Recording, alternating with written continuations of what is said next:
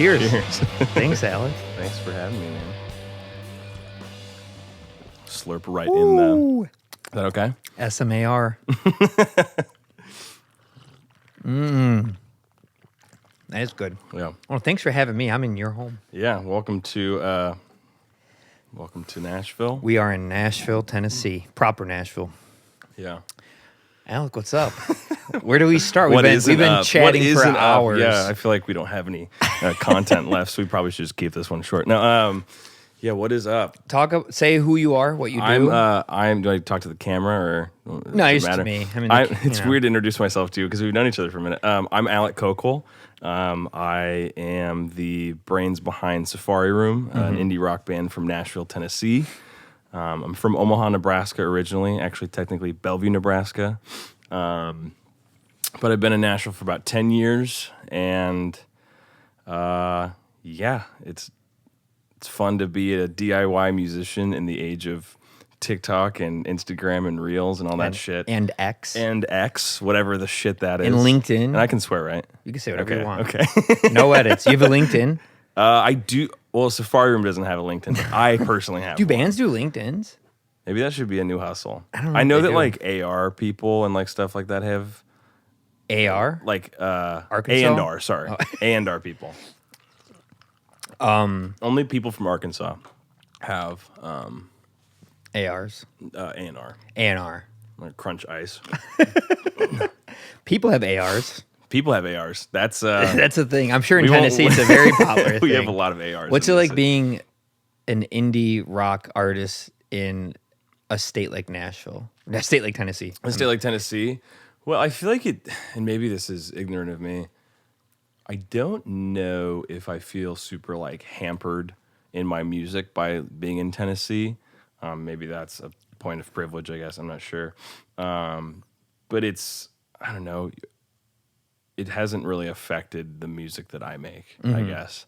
It's like the music scenes are maybe different, but I've only like lived in two music scenes, and one was like when I was in high school. So it's kind of like this is at a certain point like all I know. Yeah. Unless we were like out on the road, and then you can kind of get a window into the different scenes that way. So, but yeah, I don't know if like being in Tennessee necessarily like, I mean, politically and like socially, it's like a different than how I believe, but I don't know if like that Right. necessarily like affects my music in a different way.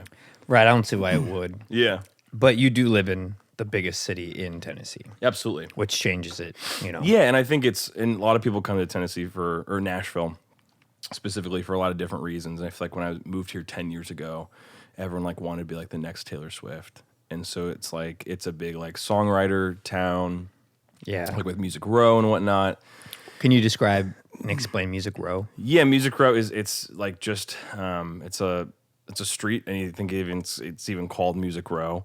And it's songwriting houses, music business places. And it's really, I mean, Nashville kind of started in that area from what I know. And it's about like the song, it's about like the heart behind it. And so it's kind of spread out from that area. Other historians of Nashville might know better than I, but Right. I know it's huge for singer-songwriter stuff. Exactly. And so like you have lots of people going to co-write, and a lot of people like pitching songs to bigger artists or different artists, and it's like you can pitch like a bunch of songs you've written, and like Kenny Chesney might record that cut or something like that. What are your thoughts on songwriters for other artists? Be honest. I think it's cool. You think it's cool? I think it's cool. What makes you think it's cool? Because I think there is an art to every facet of the industry. That's true. And if you're not the best songwriter, but you're an amazing performer, and you link up with someone like the exact opposite, where it's like what did I say? So like they're not a great performer, but they're an amazing They're songwriter. an awkward introvert. Yeah, exactly. So I think like it's like the yin yang thing of like, okay, like if I don't know. So you look at like the Elton John and Bernie Sanders. no, different. Who's the guy who wrote? I don't know. Wow. Okay. Well, I know what you're talking about, but I don't know his name. so like Elton John writes the music, and he has a lyricist that writes the lyrics. Correct me if I'm wrong.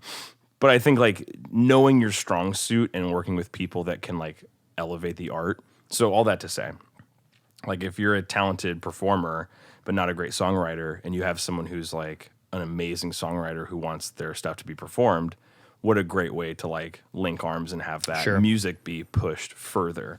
And so it's like for me, every once in a while I kind of like poo-poo of people being like, oh, like 10 songwriters on one song, and it's like, is the song really good? And it's like, well, then maybe that it took that group of 10 people to make that perfect I see what you're song. saying. It goes one way for me, but not the other way. And the one way it goes is I agree with you. It's like if that's what the art form, that version of the art form takes, then that's what it is. Yeah.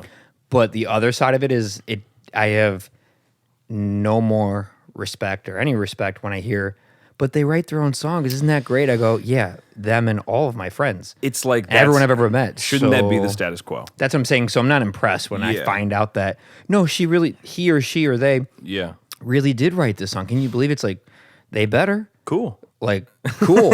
So they did for them they for did what they doing- said they are. They said they're a singer-songwriter, and they actually wrote the song. I personally, my brain doesn't compute.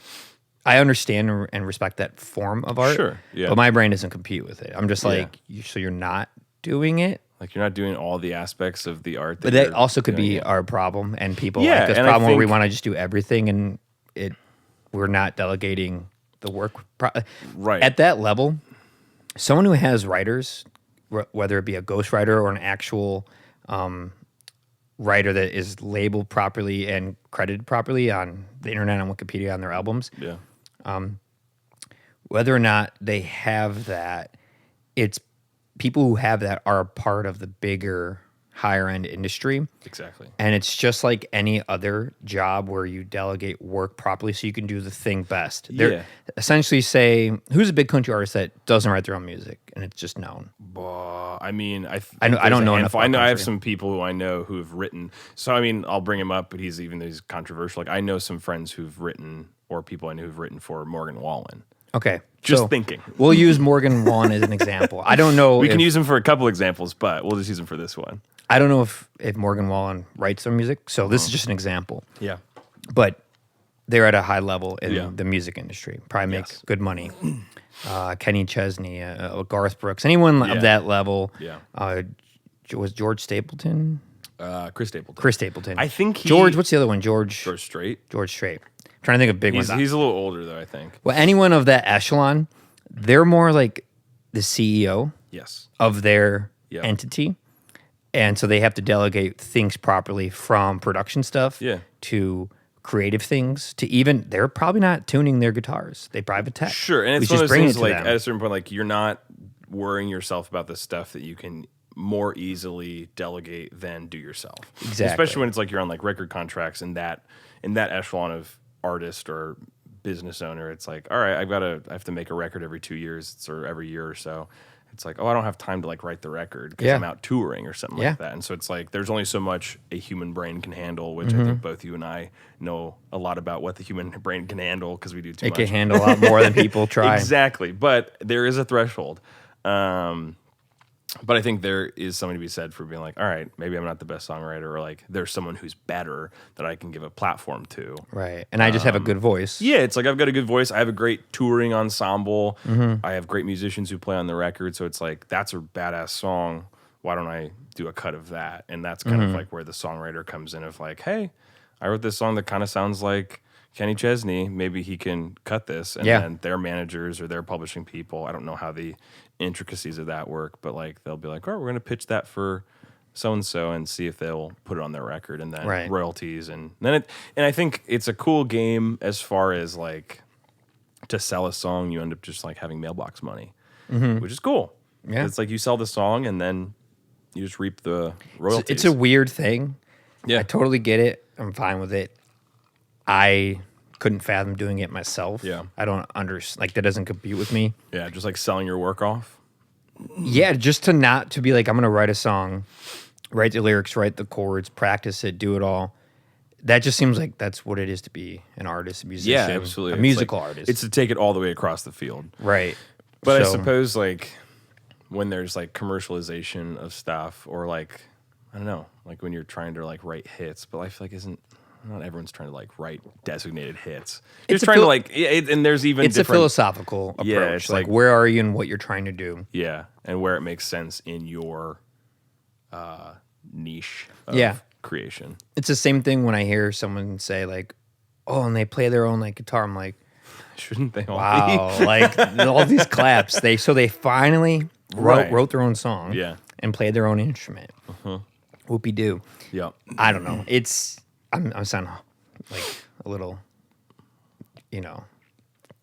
negative about it. But it's also it's just not how I do things. But I agree with you in a lot of ways. But I know like some, like even like the guitar thing. I think the band Elbow, who I'm a big fan of, like the lead singer used to play guitar in it, and then like was just like, I don't think I need to play guitar anymore. And not necessarily because he can't, but it's such a different ensemble when he's up front, like no instrument, just singing, because he's still a songwriter. But then it's like, then it takes the live form, and it's like, well, what does the lead singer need to do live? Yeah. And it's like, doesn't need to play guitar. Yeah. So it's one of those things where it's like, I think an ebb and flow, and that's it's just not your preference. Right. It's not mine. But it is even for me, it's like I like playing guitar, and not that I can like hide behind my guitar, but I wouldn't know what to do with these. You do get to hide behind it. You get to hide behind it when you don't. It's like Ricky Bobby doesn't know what to do with his hands. So it's like I would be confused on like you'd have to have more choreography and do more movement and be more theatrical and be more performer. For sure. And like maybe that's down the road, but for me, I'm like, I like playing guitar. Yeah, you're good enough and solid while you sing to where it makes, to me, it would make no sense to like pass that off. Right. And there's also another person on the road, depending on how. It's like, it's a lot of people to fit in a minivan. So yeah, I am 5-6 people in a minivan. Then you have to upgrade to a bus. Speaking of touring, how long have you been in this band, and how long have you been? Safarium has been breathing air since like the spring of 2018. So 5 years. 5 years. And you're 28, so you were 23? Yep, 23. So yeah, I didn't start putting Safarium on the road until 2019. So we did like some recording and whatnot, but we really started touring in like the summer of 2019, like spring, summer of 2019. So that's part of the same era of when I met you. Yeah. So like February 2020? February 2020 is when we first met. I think we had talked like in the fall, because I think we were up in Chicago, and I was like, maybe we can just do it. And he was like, no, you can't. We need to actually figure out like a later date. Because I was just even getting privy to like what live sessions could be used for and how we could partner on that. Because I was like, this is kind of cool. Find out about it? Gosh, I wish I remember. I feel like it might have been through a friend, or like just through.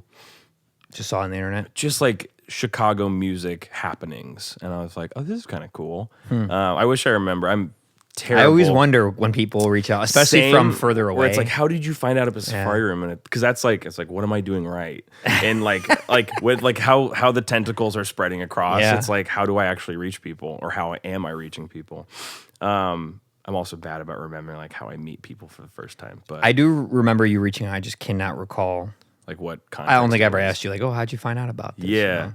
We maybe go back in our Instagram messages and see. Was it email or Instagram? I think message? I DM'd you at first. Okay. But I probably could go back in the archived emails. It took me a long time to realize what people meant when they said DM'd. DM'd? Like I was years behind. People kept, like you kept thought that saying was a word? I just didn't know what it meant. Like an acronym? I just didn't know what it meant. Yeah. They're just like DM. Or like DNR. I'm like, DNR. Or R&D. I'm like, what are these acronyms? Like research and development. DNR, that's like do not resuscitate. R&D. Oh, R&D. Research and development. Yeah. The DNR is do not resuscitate. And I don't know. I'm bad with acronyms. Like ADD but, is attention deficit. Well, I usually don't use them. I just say the thing. Like, I message them on Instagram. But the DM thing, I get it now. Yeah. It was just such a very like millennial Gen Z like slang. Like, DM me. Don't DM me. Yeah, don't. No DMs, please. No DMs, please. Yeah. It's a good shorthand for I'm not looking for new friends. So you've been on the road on and off for 4 years. Yeah, I mean, we did a bunch of touring in 2019. Obviously, we did not do a ton of touring in 2020. Why? What happened? Yeah, there was this plague that struck the world. I'm surprised. Were you not around for that? I had no idea. Oh, weird. I just took a long nap. Yeah, it's a really long nap. No, it sucked. It sucked. It was brutal. It sort of mental warfare derailed.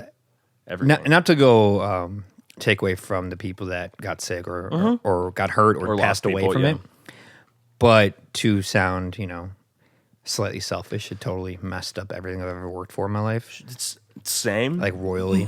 But it's like I think it was a great unifier. I mean, at the beginning, I felt like it was kind of a great unifier. I think things got a little out of hand with like politicization. Politicization. Politicization. That sounds weird. Politicization. To be made political. I know many eye rolls are going to happen when people listen to that. It's okay. No, but like, so when things were made political. But I think at the beginning it was like, there felt like no one was like winning. And like everything felt pretty level of like, my tours. Amazon was winning. Yeah, Amazon won. Amazon won the pandemic. A couple companies were winning just fine. But just like everyone's goals and like hopes for the year were just immediately just like. So there was an odd like unification of that of like, man, I had this planned. It's like, man, I had this planned. So I had this planned. We all got to kind of die silently together. Exactly. Yeah. So it was like a drag, and like we released a record in July 2020, which like I still stand behind was a good call, even though it's like just like releasing music into the abyss. Hey, people are home to listen to it. That's what we thought, and I think it ended up being fine. How many albums have you released as that band, as the band Safari Room? Safari Room, 2 albums and like a couple EPs. Okay, at this point, good amount of material in 4 years. Yeah, it's a lot, and we're about to finish tracking our 3rd record. Nice.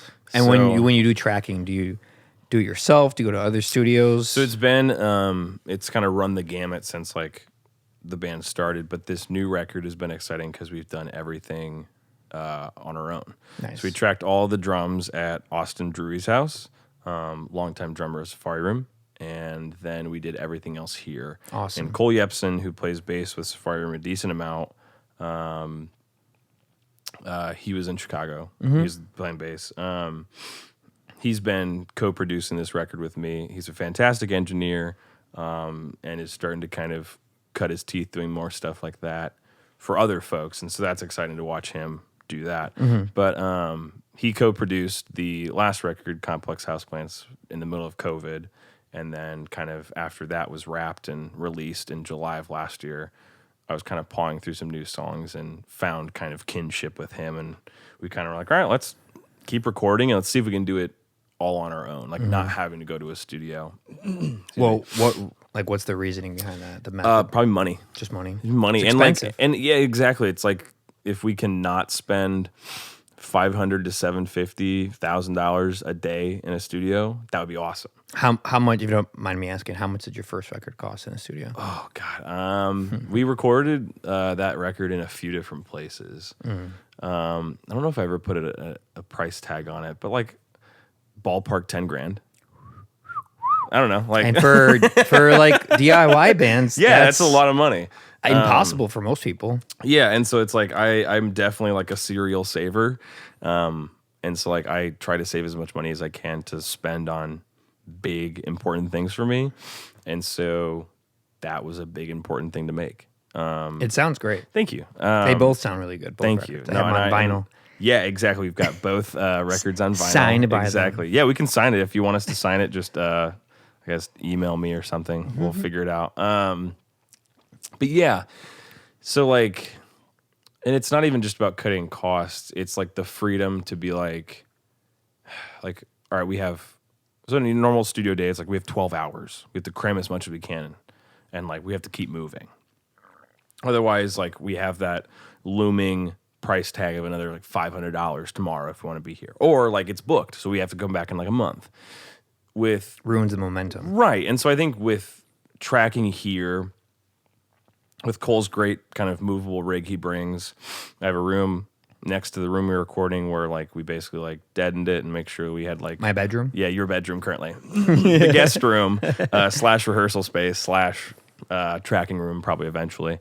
Yeah, so we just found that it worked, and we were able to make sounds that felt good to our ears, whether they sound like the newest Foo Fighters record in quality or like a lo-fi record. It's like we found sounds that we felt good about. Yeah. And kind of were able to deliver the files to our mix engineer, Colin Pastor, and he was also like, man, like these sound really good. Like I don't have to do too much to this to make it sound like a full record. So I think that was just affirming in a lot of ways and freeing of like, okay, so we can kind of record like a 4-hour window here, a couple hour window here, like we could do a full day here and just kind of go until we're tired and not feel like we have to keep no pressure burning. No pressure. Yeah, so no pressure and to like truly be like creative. And we've taken like a couple weeks off here and there just to like deal with ear fatigue and like life outside of recording this project, because that's not all that we do, because we all have Is the album jobs. Finished? We have 2 songs left that we're about to finish. So we're finished completely with drums, bass, percussion, and guitars. So truly like as of today, we just have vocals, background vocals, some stuff we're flying from the demo to the final recording, and then like some synths and bells and whistles. And like then we're going to edit, and then we'll mix it, and then we'll get it mastered. And then probably by the, I don't know, beginning to middle of September, we'll have the whole thing in pocket. So That's everything awesome. else is mastered and finished though. So when do you want to release it? I mean, February 2024. Cool. That's the plan right now. And with the production, so all the engineering and producing, it's you guys, and then you have another person you send for mixing. Yep. So we'll just and then send another person for mastering. Yep. So then Preston Cochran does mastering, but working with Colin and Preston for the last 2 records has been, or I guess for this record and the one previous has been great. Is anyone in the band trained in that stuff? Cole, I mean, has mixing experience and whatnot, and so he was working a lot with me, like on mixing demos before we started like putting pen to paper for reals. And so we've talked a little bit about what we're doing after this record. Kind of talked about doing like a cover EP or just even like just keep recording. Yeah. And so he'll probably do some mixing as well. Nice. So there's enough abilities within the band to get most of it done. Yeah, absolutely. And save a lot of money. Yeah, where it's like I feel lucky in that way of having really talented people like in Safari Room's corner, or my corner, I guess. Yeah. But it's also people who like want to be involved in that way, and obviously like we're paying people. Like it's like everyone gets paid or is made to feel they're compensated appropriately. And so I think that's also important. Like, yes, we're friends and pals, but like also like make sure people are compensated. Taken care of, exactly. And in whatever way you can. I mean, in this world, sometimes there's just bargaining and trade-offs. For sure. And there's also like sometimes like a vested interest is good. Where it's like if you don't require pay and you just want to be a part of this, like that like speaks volumes as far as like you're invested in the product. Absolutely. On the front end and back end. Yeah. So there's a different mindset when money's not involved with a passion project. Yeah, and it's also like there's the and like when money is involved, it's always good to. I was always given the advice like, hugs and handshakes are good, but like when you got to make contracts when there's no money involved. I'm probably not getting this saying right at all, but you want to make contracts and stuff like that when there's nothing coming in, because then everyone's like honest about like their actual contribution and whatnot. And then when it's like, all right, now not that we're getting like tens of thousands of dollars, but it's like now you have like 10 grand. How do you divvy that out? It's like people are more likely to be like, well, I actually did this much. And it's like, well, it's only because there's $10 or $10,000 right there. So, but luckily we've had really good conversations about like that, and there's no bad blood behind the scenes with Safari Room. So, to preface that, I'm like, why did you bring that up? Yeah, I didn't even say anything. He had to bring it up. He just brought up contract law, and it was really awkward. I did, or no? You? Alec. Oh, I was gonna say, yeah. I've never did a contract with any of the bands I've been in. That's awesome. It's always just been like slight, gentleman's agreement. Yep, gentleman's agreement. It's challenging when you it's all of your equipment. You know, all the stuff I do, it's sure. all my gear. By the way, PSA announcement: buy, you know, if you can over time, buy like $5,000 worth of gear, so you never have to pay a studio ever again. So, I mean, it's kind of what just learn how to do it. Kind of what I'm doing with my rehearsal space, where it's like I love the rehearsal spaces in town, but it's also like I'd rather put the $500 or more, like $5,000 worth of stuff into a rehearsal space that I can run and not have to be beholden to schedules. And you have it indefinitely. Prices. Absolutely. And so it's like, and also like there's a bunch of stuff that I already had. And so it's like, oh, I can just add a little bit more and it works. Yeah. And you can slowly just build it up. And yeah, I mean, I have so many things now. There's just gear just sitting around doing nothing. I'm like, what do I do with this? I wish I had another location. Yeah. You know, it's hard though. Part 2. I'm working on that stuff. I have a lot of extra stuff. I don't know what to do with it, but you have like a whole media conglomerate. Yeah, essentially, it's getting to that. It can. We're doing it right now, actually, as we speak on this podcast.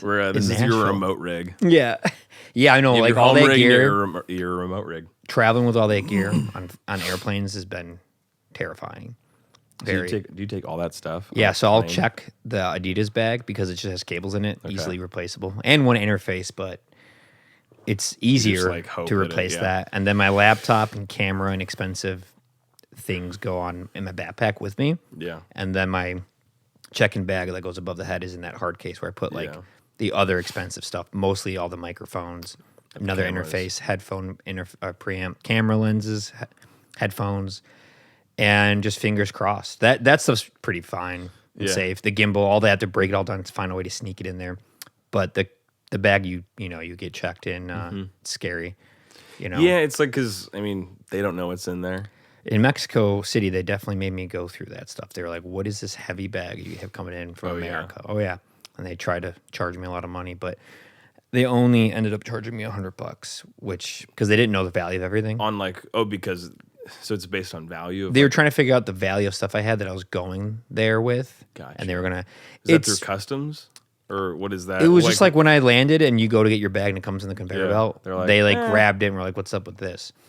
And it was very arbitrary because it has to do with just the value of what you're bringing to their country. But when a person comes in with expensive watches or diamonds on they're not asking them, which is worth way more money. Yeah, but that's on their person. I mean, you could have also strapped all your gear to yourself. They didn't check the stuff I had with me. Said it was jewelry. They just checked the bag that came through the conveyor belt. They didn't check the stuff on me, which I'm glad they didn't, because that's where all the expensive stuff was. Like, oh, that's maybe a little bit more expensive. It's sketchy flying with expensive equipment, but I have not had to fly with like guitars or pedal boards. I have some friends who have, and it just makes me nervous because I've heard a lot of horror stories too. You got to find a way to put it all on you and not actually get it checked and have it go through. Or even like gate checking something. It's like, nope, that's an expensive guitar. Like I'm gonna get to Seattle and it's gonna be in 4 pieces, and Delta will be like, we put it in there just fine. See, the guitar stuff's tricky because you have to check that you can't bring it on. Yeah, I think I've brought when I was auditioning for school music stuff at the end of high school. I think I was able to like put it like, not that like Plains had like a broom closet, but like the equivalent of a broom closet. I think you were able to bring it on. I brought my guitar on. That's shocking because it's beyond the dimensions they allow. Right, but there were sometimes I was able to put it up. This is also because it would take up too much space up there because it's not all the right. It's 10 years ago though, so maybe they changed it. Maybe the times have changed, and it might depend on where you're going, what airline. I know leaving the country, I doubt they'd let you do that. Oh yeah. What's the so when you first started touring, how did you go about booking that stuff? How'd you do it? That's funny. I just had a friend kind of pick my brain about touring and getting started, and I was trying to remember the exact same question. He said, "Why did you start?" And I was I kind of just did. I think I just like put my feet in the water and I was like, all right, I'm going to email venues. I'm going to email bands and just like see what happens, like see what I can come up with. And like, I think Austin and Chris and folks who've played with Safari Room in the past, especially in 2019, watched a lot of frustration and a lot of like, what am I doing? Mm-hmm.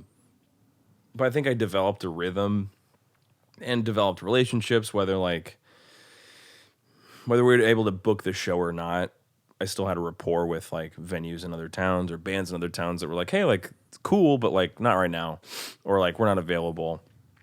And then I think there's something to be said for bands that continue to reach out, where it's like, hey, like every 6 months, like we're trying to play the same city, so come up to Chicago, and it's like, hey, we're playing in February, and it's like, we can't do it. And a couple months later, after we play the February show, it's like, oh, we're gonna be down there in August or September, and it's like, oh, okay, maybe we'll catch you this time. So I think it's like the repetition of it. But going back to what you were originally asking, I think I just had to go, all right, what cities would I want to play? Mm-hmm. And then just being like, what venues are in that city? And then who are the bands in that city? And I started a robust spreadsheet of just like every single person. Love your spreadsheets. Oh, I love spreadsheets. It's my love language. But it's just like every band we've ever played with, every band I've ever heard of in a city, I'll basically write down and try to find their email or contact information. Mm-hmm. And I think at the beginning it would only be like 2 or 3 months in advance. And now I try to do like 5 or 6 months in advance, because it's just like... You have to. The game has changed completely since we started touring. 6 months is good. Yeah. And so I'm finding that even like that new lease on touring is like, oh, like I find better venues, I find better dates, more bands are available 5 to 6 months out. And some people are like, wow, I can't even think that far ahead. And it's like, that's okay. It's not for everyone to think it's not for everyone. It's like I'm already thinking like it's what month is it? August. I'm already thinking about February. Yeah. No, I don't even want to talk about how far I'm thinking. It's bananas. Now. It's like years I'm thinking. Well, it's like, and then you think of like bands even further along who are like, yeah, we have touring plans in 2025. And it's just like, I can't even fathom thinking that far ahead. But when you know you're going to sell out MSG or something, it's like, fine. Well, yeah, if you're at that level, yeah, you got to plan out far ahead. But yeah, so I think it was truly just like hop into the water. Mm-hmm.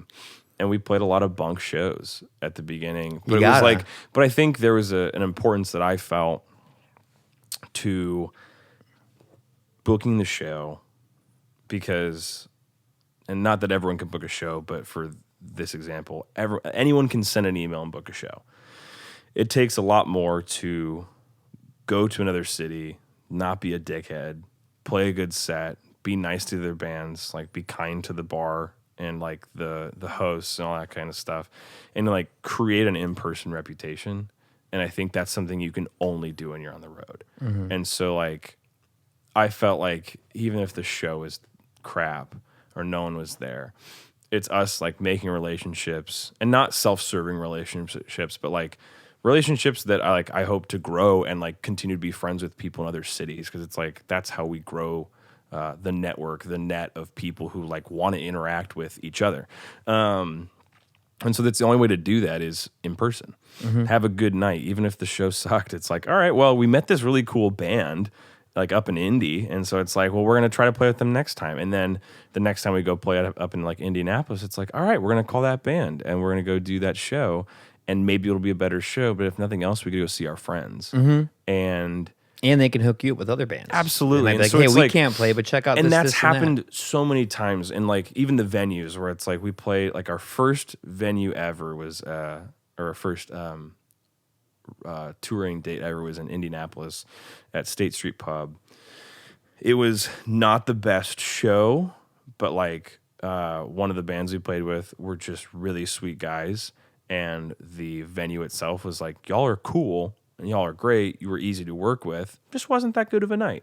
But just like people came. Yeah, people came. Like obviously, like it's your first. Like they didn't know it necessarily, but like it was our first time playing out of the city, or in Indianapolis, outside of Nashville. And so it was like, yeah, come back when you know more people, or like just come back and keep trying, because I think, I don't know, people are mostly good character readers. Yeah. And so like if you can tell that people are trying. Yeah. Or it's like if we walked up and we were just kind of schmucks, then it's like, yeah, don't come back here anytime soon. But it was like there was attempt and effort put forth that they could be a good person. Yeah, be a good person. No one wants to work with an arrogant, rude, selfish or no one wants person. to work with a selfish, rude, arrogant person for long. They'll do it for a minute and then they're gonna get what they need and bail. Yeah, I've been on the receiving end of that. Just kind of like, well, yeah, I don't. You might have had good music, Yes. but your character, you need to work on it. Yeah, I've heard it's the triangle where it's good music, good hangs, or good money, and you have to have at least two of them. I like someone with all three. And you can exactly same. But that's a whale. You can't find those. Those are white whales. Yeah, that is rare. I know very few people that all three. But that stuff lasts. Like, so if you can find those gigs that like have all three, that lasts. But I think for the venue's sake and kind of going out and being like kind of in the battle zone of touring, there's so many lessons to be learned. But I think it goes back to like we had to just do it, because there's kind of, I don't know if it's like status. It's like not merit badges. That's Boy Scoutish. But like you get like battle scars from touring, and people can look and be like, "You guys tour. That's awesome." Whether it was like a good tour or a bad tour, it's just like you went and did it. You did it, and it's like the air of excitement. It shows that you're making moves, and not that optics are everything, but optics are pretty important. Optics are really big. It's kind of.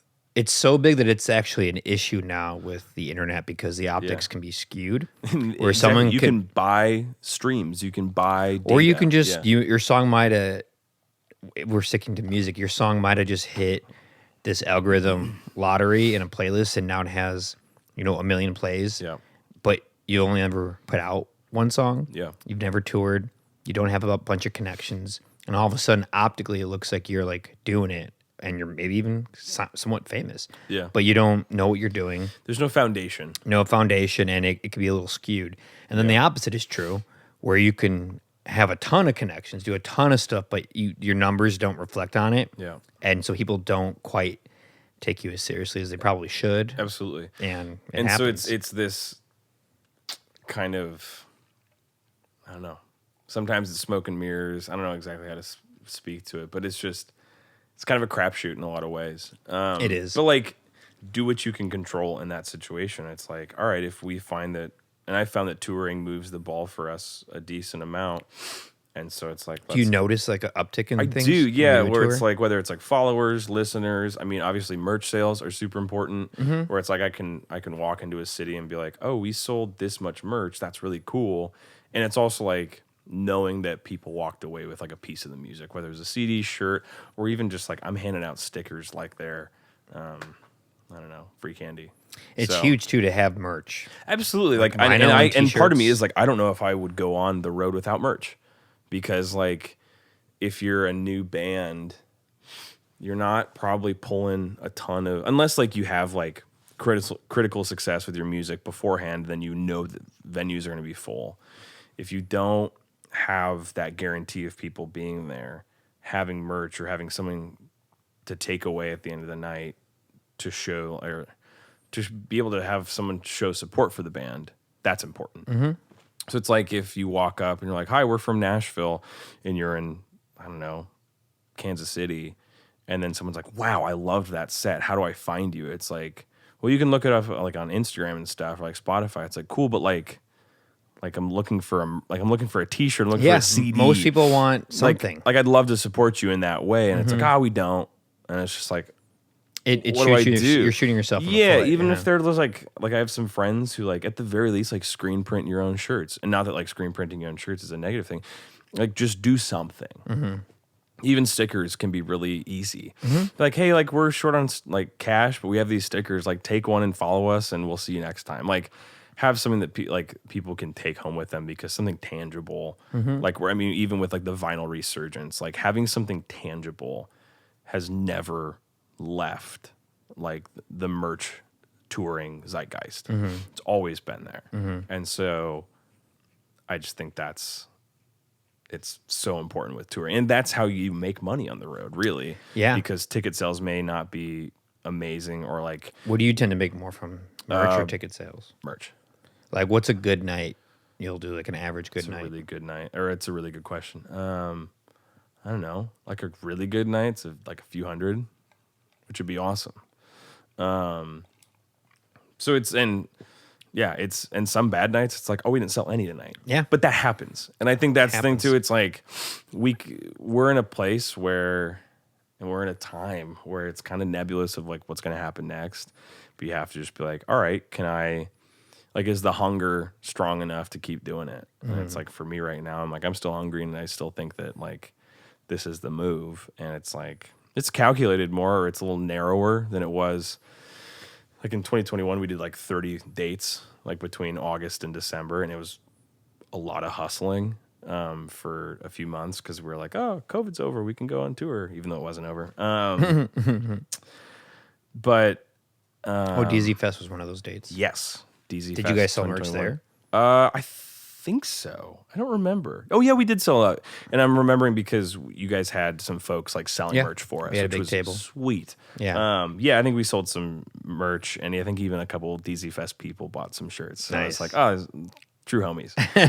And that was an amazing experience, just to be like, oh wow, like a festival can exist on the kind of not back end, I guess. Now looking back, it's on the middle of COVID, but it still was happening, and it was very freeing and cool. And outside. And then we played a show together with Lithia. We did. That was in February 2022. Yes. That was a very cold night. It was. That was fun, though. It was a great show. We had a decent turnout. We did, yeah. I was shocked. I think Sub T is an awesome venue. Yeah. And we played there recently again with a few bands from Chicago. June 15th? Yes, actually. 14th. 13th? I don't remember. We did the session the 15th, I think. Yeah. So we did the session the next day, and then we went up to Milwaukee and then came back and did Chicago Music Exchange. That's kind of like staying busy on the road. But yeah, no, it's a great venue and like just good vibes. And I like that the green room / gear room is a kitchen. Yeah, because I'm like, is that kitchen? I don't even. Is that kitchen used anymore? I don't know. That's downstairs. Have you been upstairs? I've never been upstairs. Upstairs I should have gone and watched. There was a venue. sound check happening while we were there, and I should have gone up and. I've only ever played upstairs before. Oh, really? I played with you downstairs because. Well, look at you. Actually, I played. Well, they did. They opened up downstairs later on. Oh, gotcha. I think they started doing downstairs shows in like 2015. So in like 2011, 12, 13, I only ever played upstairs. Only upstairs. Yeah. Okay. Then they opened up, I think it was a restaurant downstairs, hence the kitchen. Then they did the downstairs for like more smaller and local bands. Yeah. And it's a great room. It's cool. It's a little bit elevated of a stage, which I don't like super high stages because then you feel like you're looking down on people. Upstairs is a pretty big stage. It's probably 3 feet off the ground. Yeah. That's cool. It's nice. But I bet it like works. It works. It's a big room. I think it holds 300. Even just that venue reminds me of venues up in DC, because I feel like all the DC venues we've played at, which is like the Pocket, the Pie Shop, and DC9, all of them are like brownstones or like old renovated 2-story townhouses. I don't know if I'm getting those terminologies correct. And it's like there's like a kitchen in the bottom, like a pie shop. There's a kitchen in the bottom, and then upstairs is like the venue, and then like the Pocket is like a school of music kind of, or like the teaching area, and then there's a venue upstairs, and then DC9 is like the same. It's like there's a restaurant maybe at the bottom, and then you go up a flight of stairs, and there's I don't know. It's just like interesting, like these like narrow venues. Yeah, they're like 2 stories, and you have to lug all your gear up. But that's cool. The worst about Sub T. That staircase is brutal. Yeah, it's that staircase. But luckily, we've only played at the downstairs, so we haven't had to deal with the. I like first floor venues a lot. A lot walk more. Right in. Yeah. Yeah, and. A lot of them in Chicago have that narrow vibe. Yeah, old buildings, old houses. Other places I've played in Chicago. Oh, we played Beat Kitchen. I haven't played Beat Kitchen yet, but Shuba's. I played Shuba's. Yeah, we played Shuba's. It's a cool spot. 2019, we played a free show on a Wednesday night there. It's a total blast. It's cool. Really great room. It's a good sounding room, good feeling room. Like it's a really nice spot. It is a good room. I played there back in January. I played there. It's a good spot. We played Golden Dagger, I enjoyed that room. That one's kind of funny where it's like it's really small. It's really small. I just played there in June. Yeah. I have a funny story about that show we played because there's parking right along the street, and I paid for parking, and I got to this and I set my alarm on my phone. So I get to the middle of this song where it's like loud and it's like boisterous, and then there's this really nice quiet part. It's called Over and Again if you're wanting to check into it. And there's a part right before the end that's really quiet, and it's really nice. I'm just playing these nice little chords, and it's like beep, beep, beep, beep, beep, beep, beep, beep, beep. And so I stop playing, and I reach my back pocket, turn the phone off, and put it back in my back pocket, and then keep playing the song. Laughing? People just like were all about it. And I was like, because it's like, what do you do in that situation other than just own it? Be like, yeah, no, like my parking timer went off. And you got to be on it. I've gotten a lot of parking tickets. Luckily, like I think I found out that I didn't need to put that alarm on because it like elapsed or like parking was free after like 9. Yeah, exactly. Yeah. But it was just kind of funny. It was like, all right, got to turn my alarm off, and then the big part hit. And I was that's like, funny. That is touring parking in a nutshell. Of like, it's when you're not from a city, you have to like really be careful because the signs, they make them confusing on purpose. They'll just like no parking after 9, but before this date on that date. But then with red flashing lights, and then only when there's 2 inches of snow.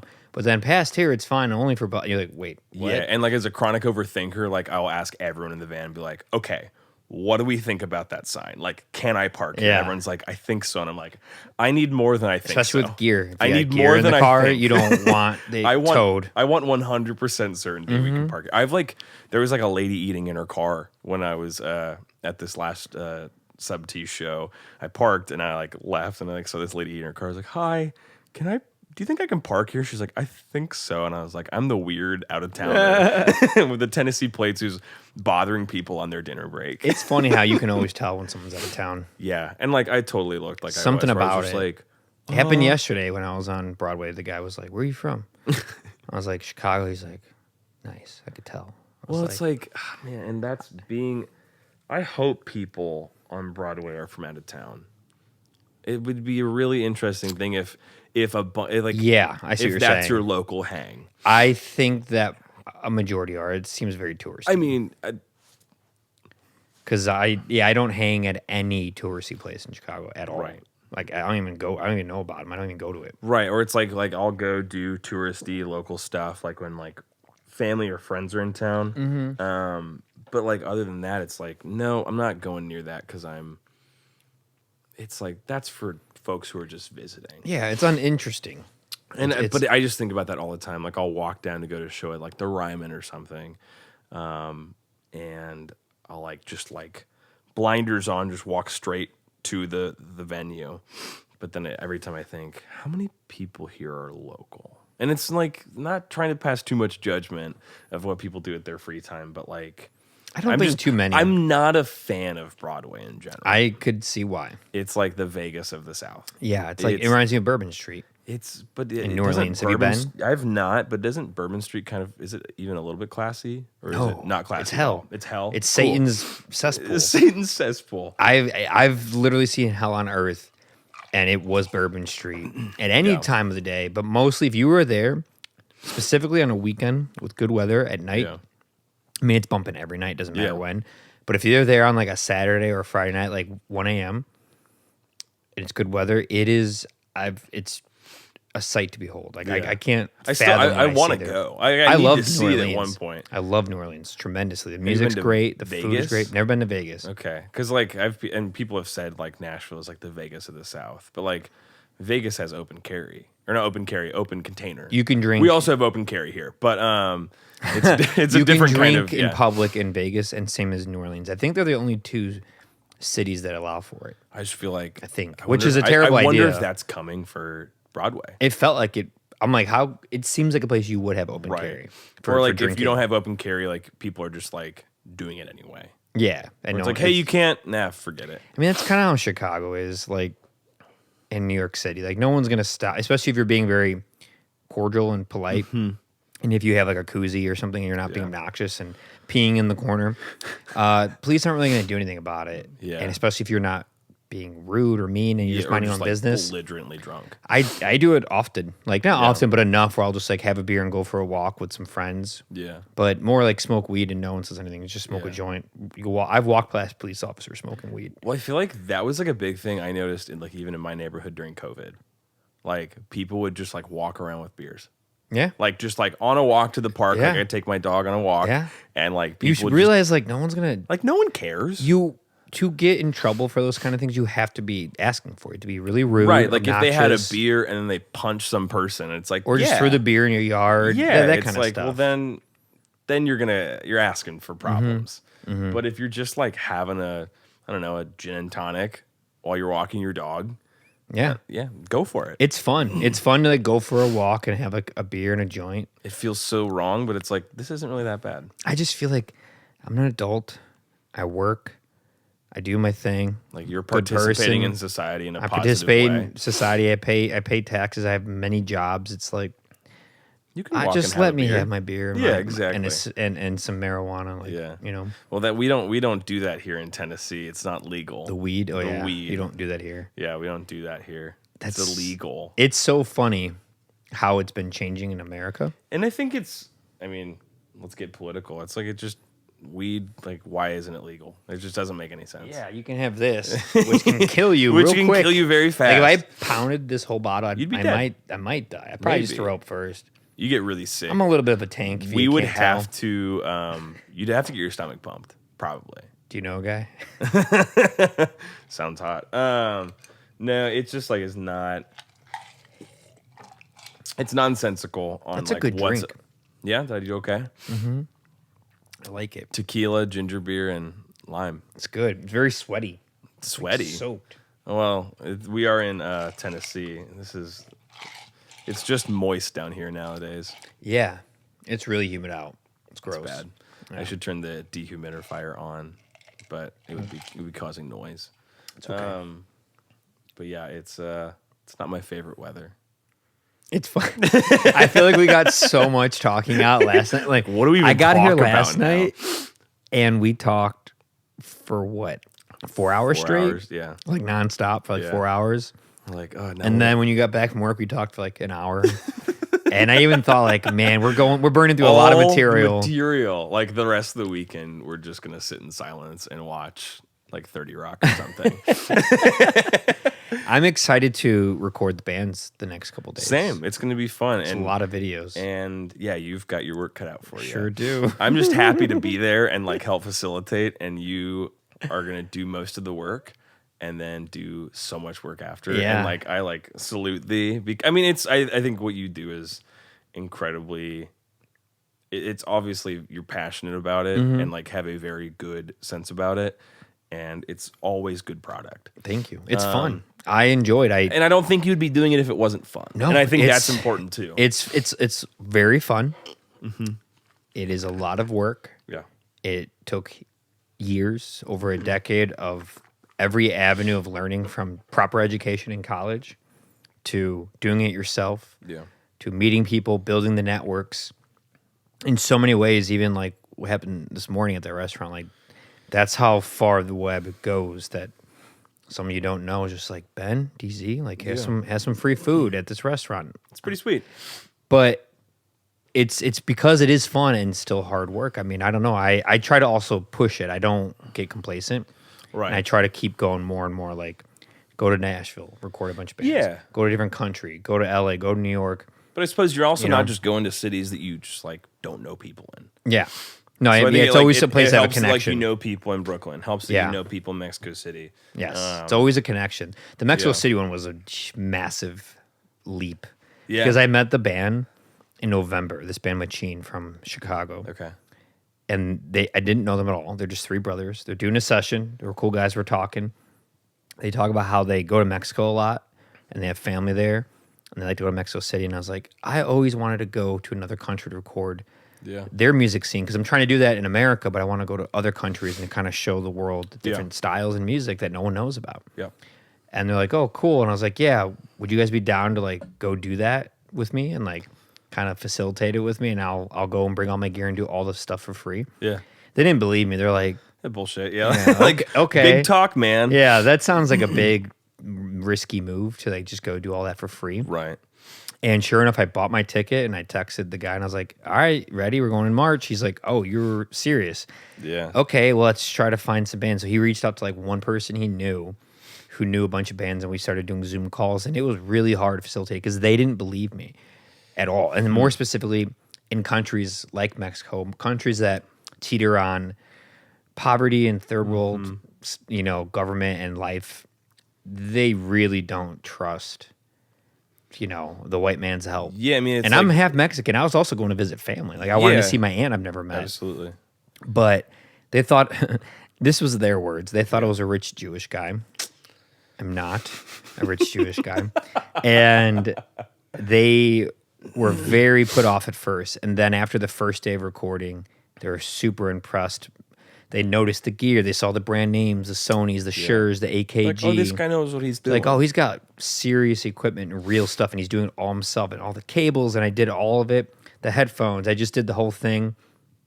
So then after that, all the bands just started lining up. They booked a bunch of bands. There's something to that. And like, I don't know how much we want to speak to the Nashville setting up before it's happened, because we still have to do it. Mm-hmm. But I think it was interesting to like reach out to a lot of bands and either like on a scale of like, this is the coolest shit to no response. It was just interesting to watch that dynamic. Mm-hmm. And I wonder if there was a similar, you can use a fresh glass if you want. I got some ice in here. Oh, okay, I was about to say. Here, well, if you're pouring. I think if there's, I'm just intrigued by it. Because I think from the get-go, what I was like... Intrigued by the responses? Yeah, or just... And even what you're talking about with like the folks in Mexico City of being like, I don't trust this. Mm-hmm. Or like, I'm not feeling... well, they really didn't trust it because they're like, Nostrovia. That's Russian. What are we? Czech. So Nazdravi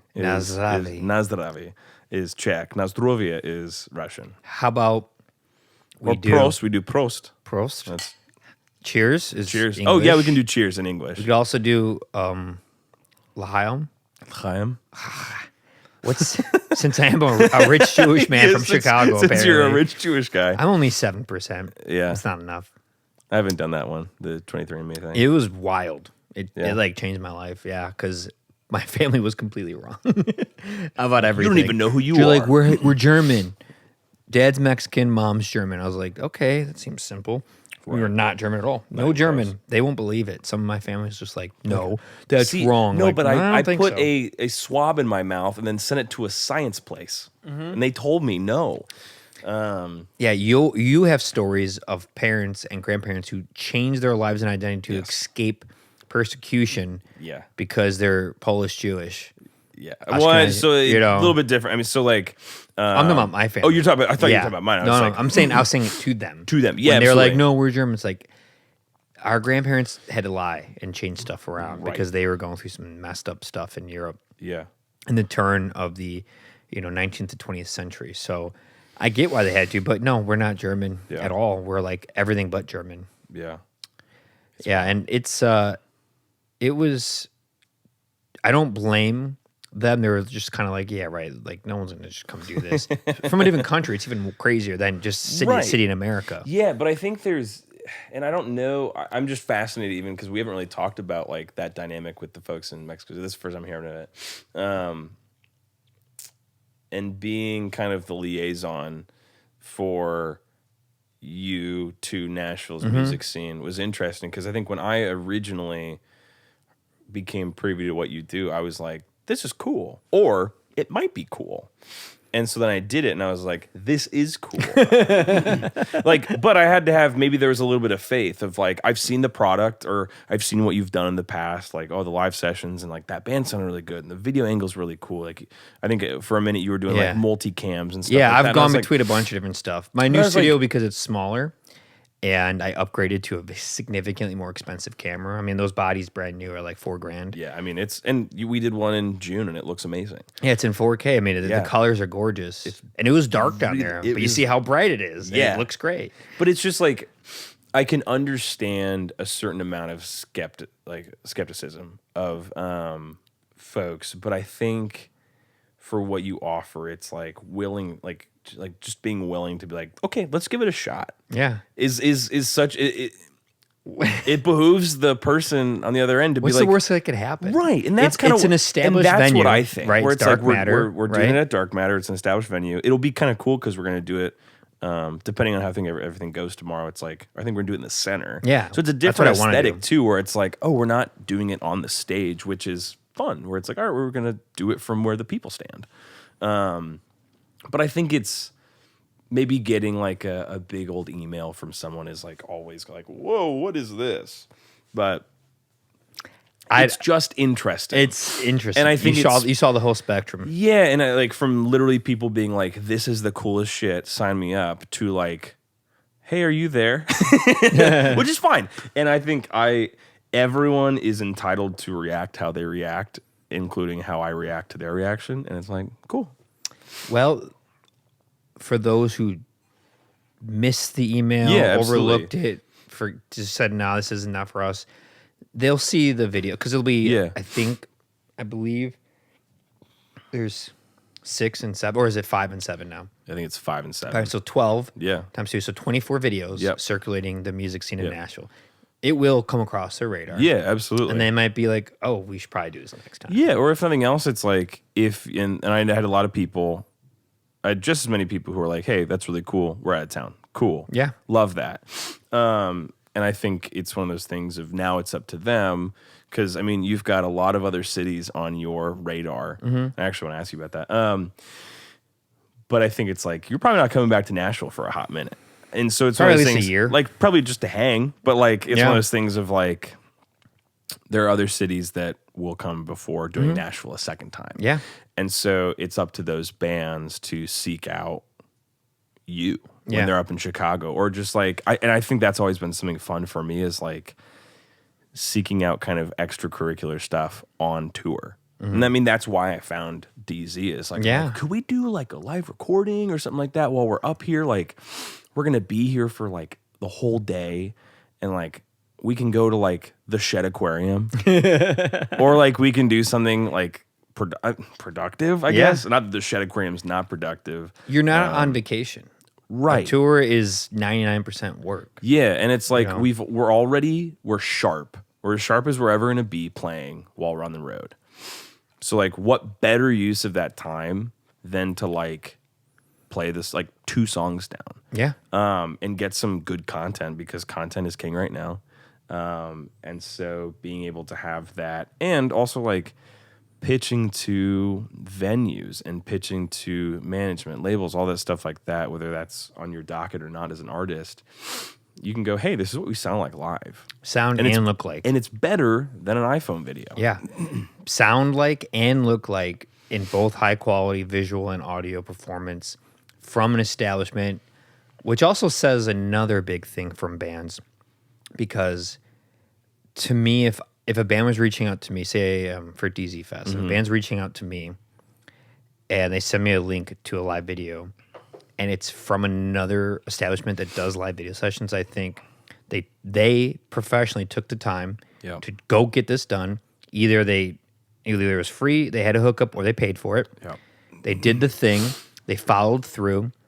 They took the initiative. The other place saw that in them and did it too. They both bit the food. That's a big thing about. So it says a lot about moving a person. forth in an industry is like it's validation through others. Yes, you can yell as loud as you want about yourself, but at the end of the day, that doesn't always speak as loud as someone else going, "Hey, I validate them." Like I validate thee for being good at what you do. It's like, all right, we've got DZ in our court. Like we're super grateful for you. It's like, and then if we try to go do like Audio Tree or something, like if we've done a live session before, Audio Tree can look at that and go, nice. Yeah, they can do it. Whether they say yes or no, completely up to them.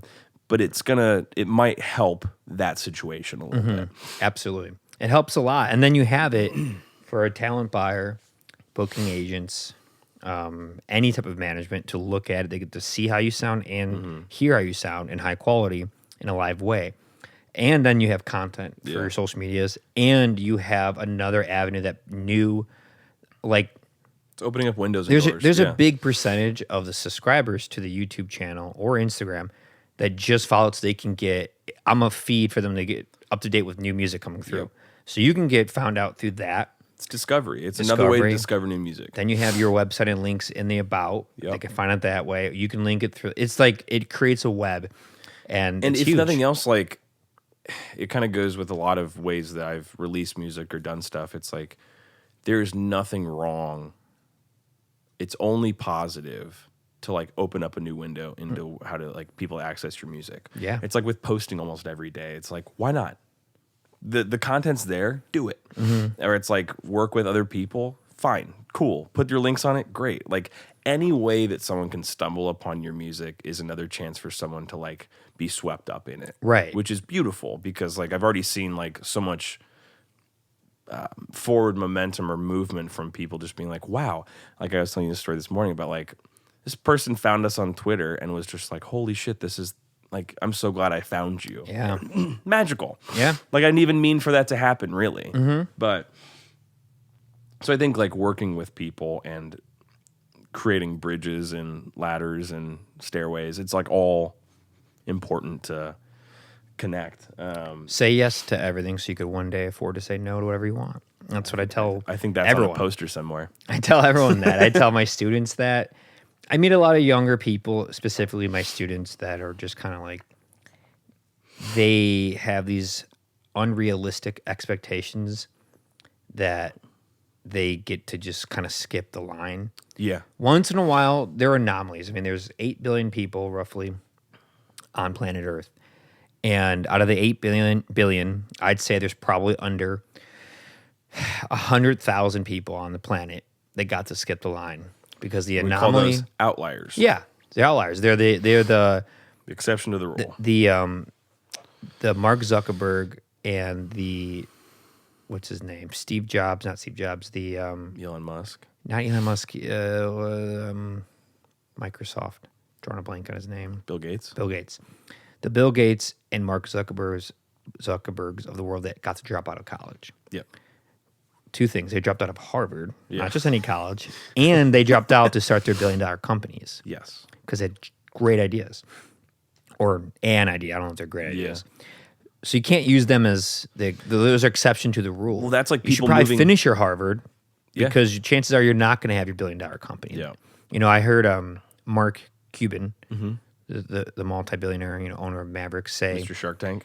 Say, like, a lot of people can make a lot of money. They can make millions. Yeah. But to make $1 billion is just luck. Yeah.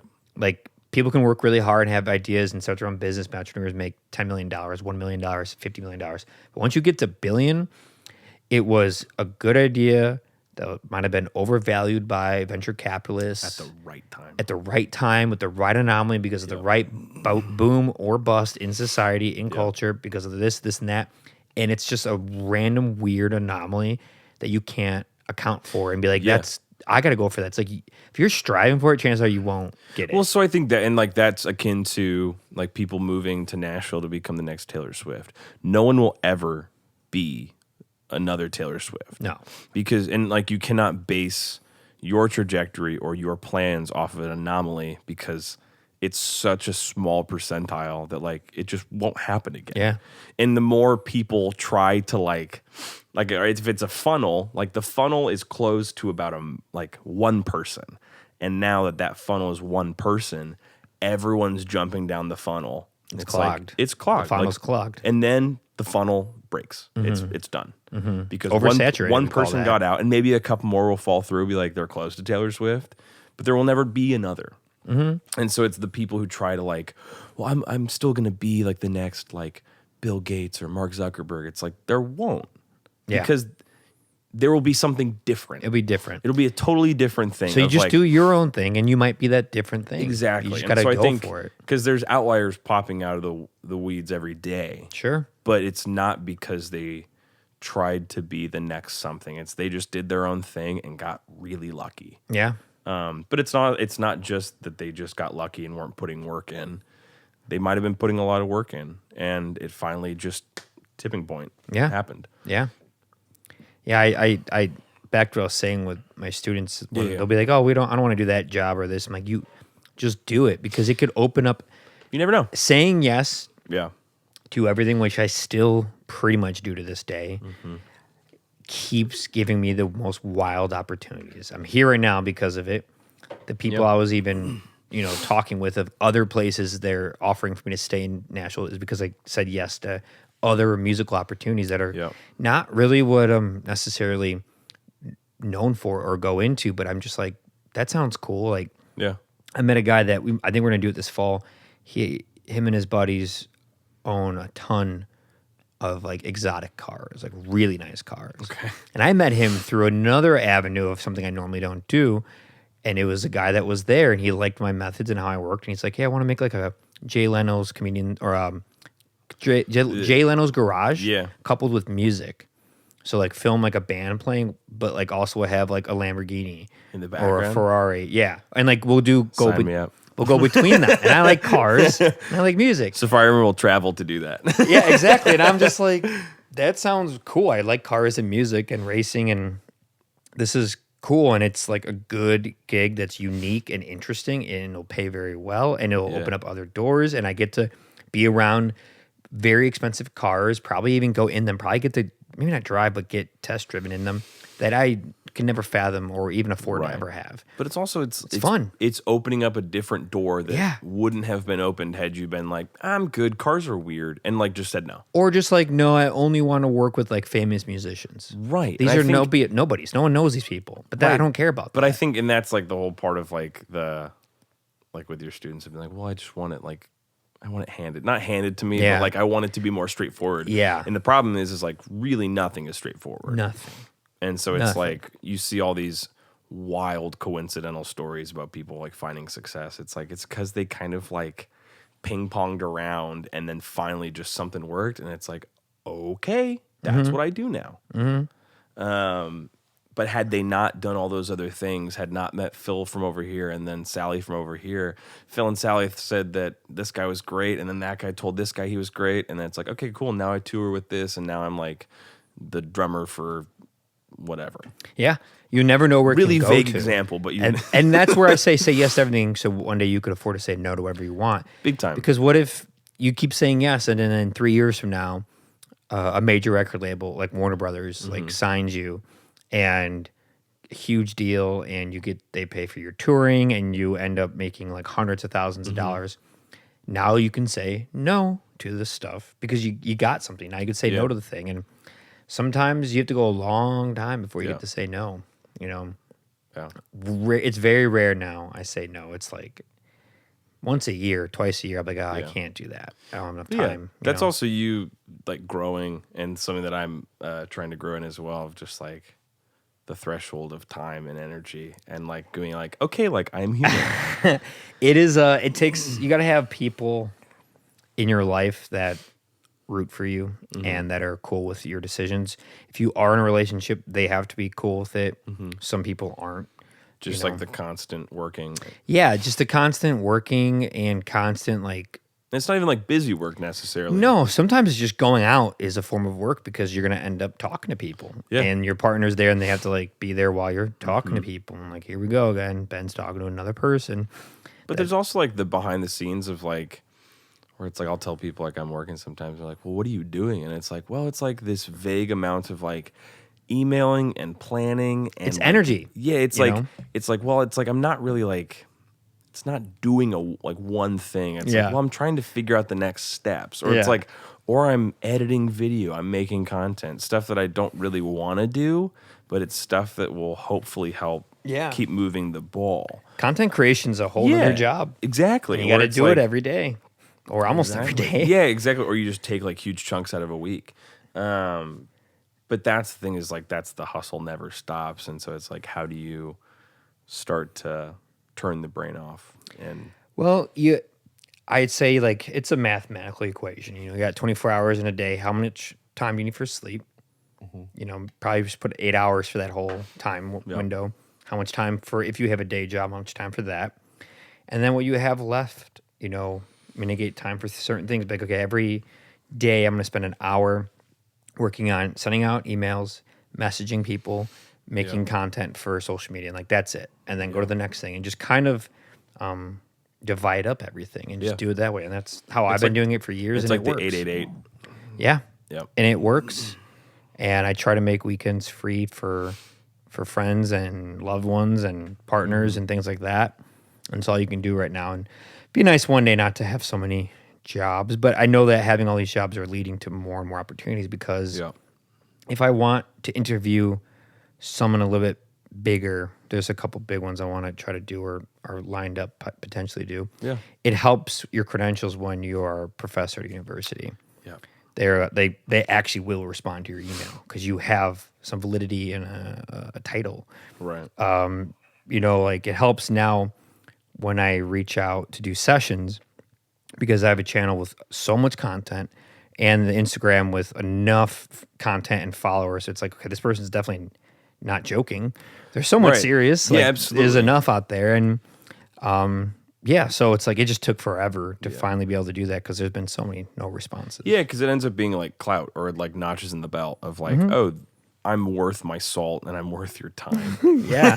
It's weird to have to explain it still. It's like I don't know this for a fact, but on my own, I've had help here and there, but as Ben in DZ Records, I don't. You're Ben. For as far as like sessions and podcasts and stuff and all that, I don't, and I mean this in all sincerity. I'm a numbers person, so I have no problem being wrong, but based off numbers, I don't think I know anyone who's has as much stuff out there as far as like videos and recordings, consistent content, and podcasts. Absolutely. Getting up to 1,700 live videos. Yeah. I don't know anyone who has that. Not even bigger establishments. And just how many artists you've touched? Yeah, so many. Touch one. You've touched one. So many. So you said 1,700. 1,700 videos. How many? Do you have bands that return a lot? Yeah, I have had a lot of bands come back. I've had some bands do like 3 or 4, 5, just come back like every year. So how many bands would you say you've done, like you've worked with? If you count the albums, the intimate evening shows, the festival, the Winter Fest, on location sessions that aren't even for me, where I just do it for them. They do their own thing with it. It's a completely separate thing. Touring sessions, the podcast interviews, all 3 different podcasts, and playing in bands and then playing shows.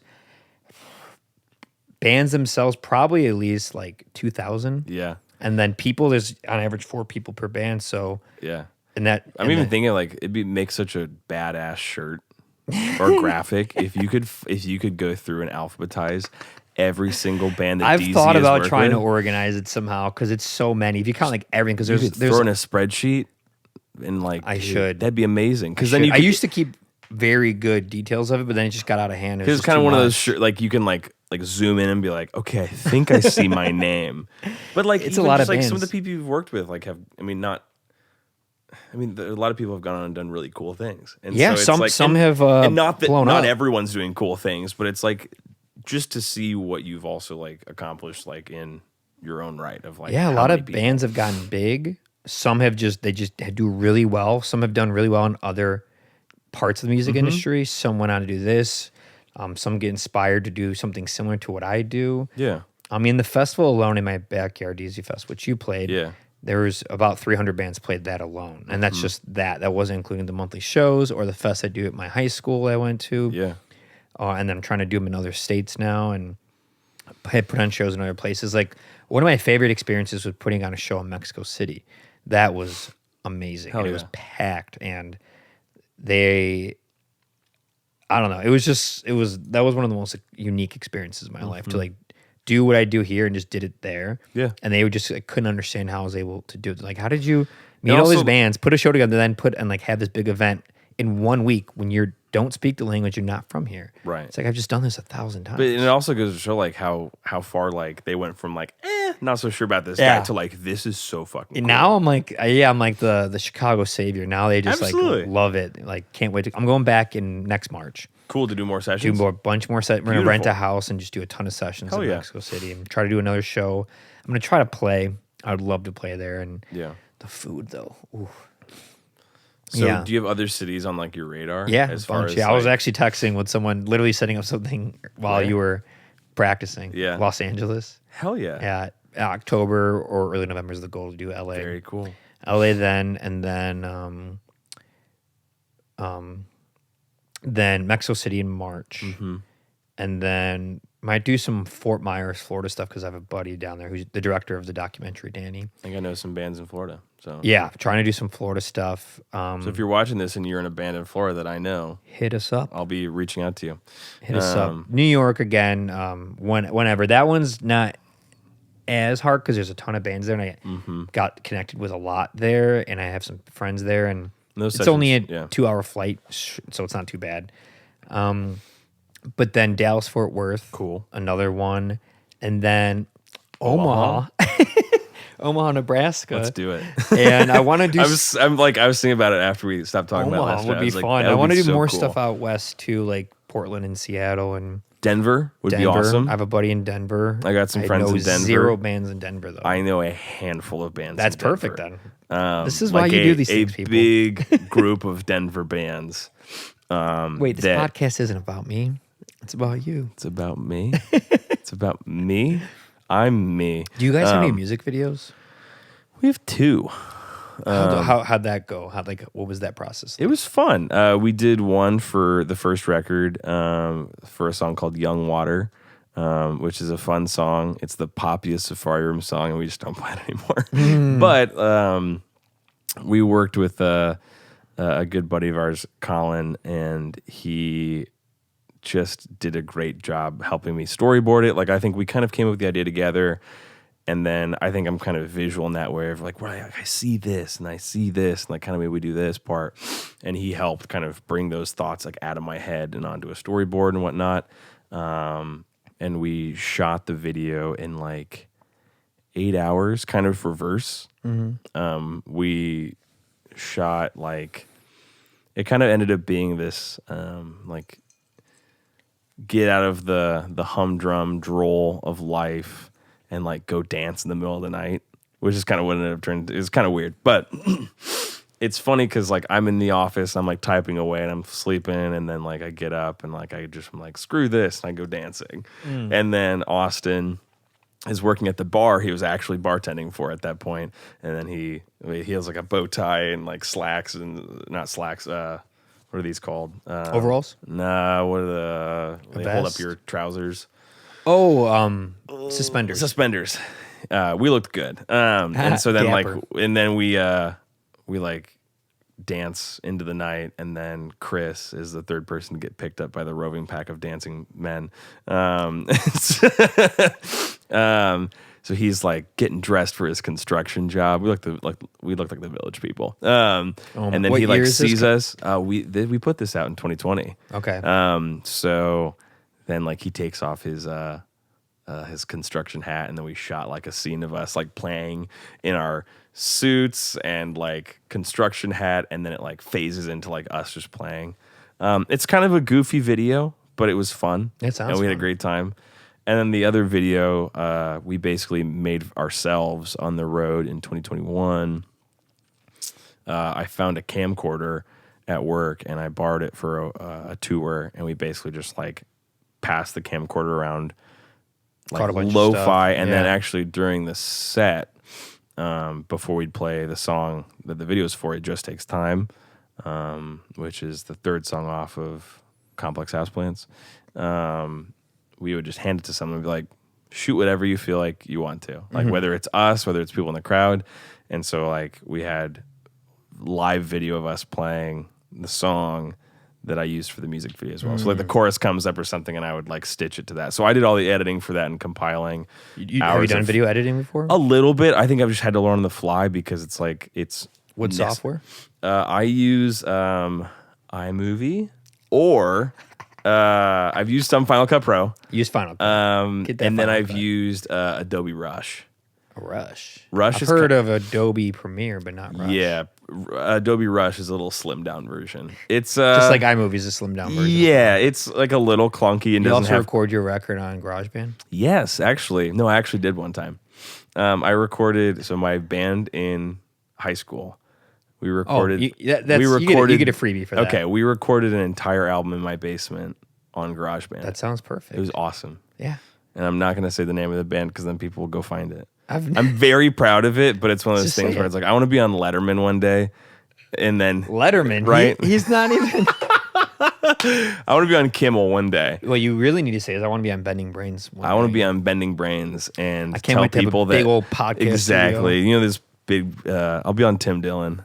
He'd be like, Alec, what band are we in? I don't know if he does guests. I don't think. Well, he does. Does he? I just don't think I'd be a fun guest for. Maybe he'd like Safari Room. Tim Dillon, if you're watching this, I'll come down to Austin. That's another city I'd like to do. Austin would be great. I want to double it with doing sessions in Austin, then go to the Formula One race at the Austin Grand Prix. Hell yeah. It's expensive though. So expensive. There's an indie race tomorrow here. I wish I would have known. So neat. That's so cool. I'm so into that same thing that you are. No, you're not. Just like right out. It just does not. It does not trip my trigger. What was I saying? I don't even remember. Just Tim Dillon having me. Got too drunk. Yeah, too wasted. What was I saying? Before I started talking about Tim Dillon. Whatever. Doesn't even matter. He stole the show once again. Oh, but yeah, so Adobe Rush. Yeah. Okay. Adobe Rush. I've only ever used Logic Pro. The name of my Final band in Cut. high school. Yeah. It's called Square One. Square One. Yeah. Square One. What's that from? My Mind Grapes. Square One. Okay. Square One. I love old band names. I had so many bad ones. And there was no space between it. So it was just Square and then the number one. Oh, boy. It was pretty badass. But at least you did it. You were in a band in high school, Put out 2 full albums. Dang, that's impressive for high school. And if you look it up, you can probably find it. That's impressive for high school. It was cool. We did one at a studio. My parents, for my birthday, bought us a day in the studio, and we're like, we can knock out a full album in a day, right? Yeah. Little did we know. No. And the engineer was getting over a nasty sinus infection, so he was not thrilled. So, I would be thrilled to deal with a bunch of high schoolers either. Right. So in retrospect, dude, we were an uphill struggle that whole day. Yeah. But we tracked almost everything in one day. Was it sloppy? I was pretty sloppy. Yeah. It wasn't amazing. But then my old guitar teacher, Marty Lastovica, shout out, he helped us record the rest of it. So Nice. vocals and a couple of guitar parts and whatnot. That's cool though. Very rare people have albums in high school. It was pretty fun. I don't have any records from high school. And we played a lot when we were in Omaha. We played a lot. It's why I feel I have a little bit, not an in, but I grew up going to see and working with shows put on by 1%, which is the talent buyer production company in Omaha. Okay. And really great people and believe in local music a whole hell of a lot. And so it was kind of fun to, I guess I stopped playing Square One when I left for college in 2013. So, and why Nashville for college? It was either Belmont or Berkeley at a certain point, and I was which Berkeley? Boston. Okay. And I was I want to go study music. Why not Berkeley? I think I ended up thinking it was. It wasn't I kind of wanted more of a college experience, and I felt I didn't know if I wanted the conservatory feel. I think it might have just been a vibe thing. And there was a lot of talk about no one graduates from Berkeley. You just go here for a couple semesters and then go.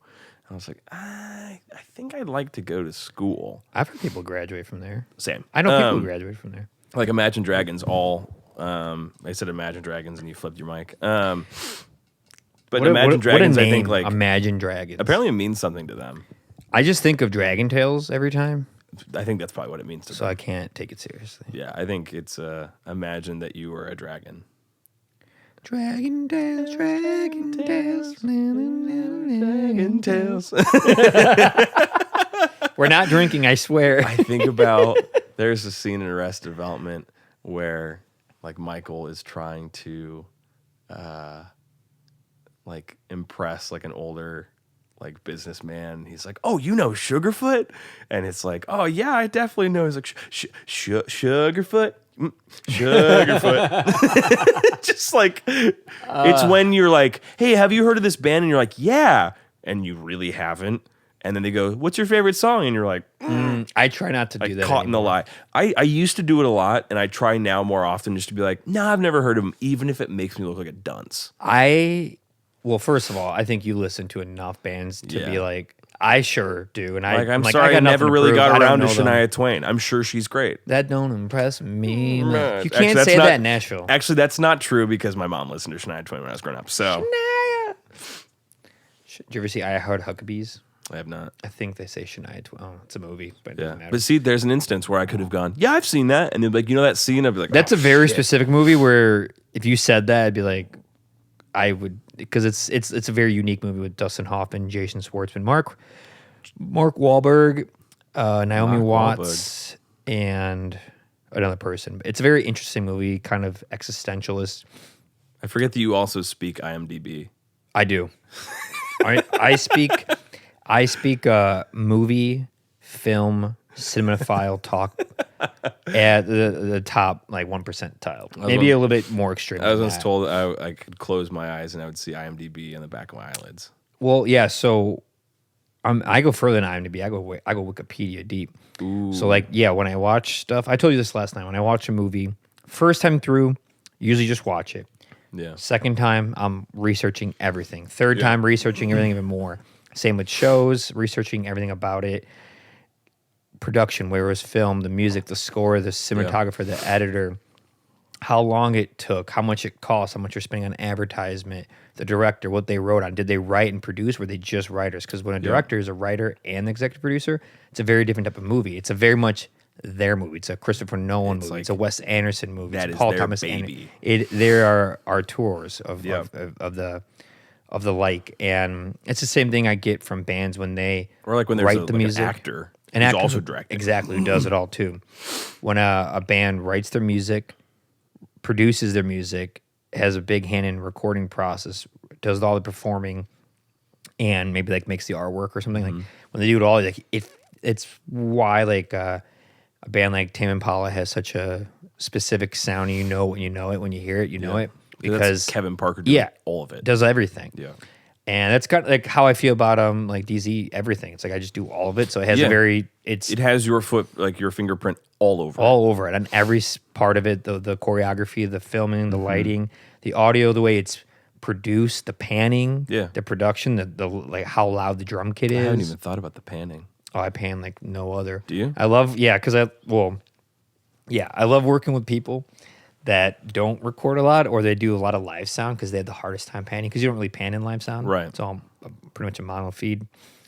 And panning like shushes out people. Like my students get very anxious about it. When I first give them mixing projects, they barely pan anything. They're like afraid. They're just like, it feels just, they're like scared. I can't explain it. And I'm like, guys, it's called the stereo panorama. You have all the way left and right to work with. It's a stereo field. I love it. Pan it out. And the more tracks you have, pan them.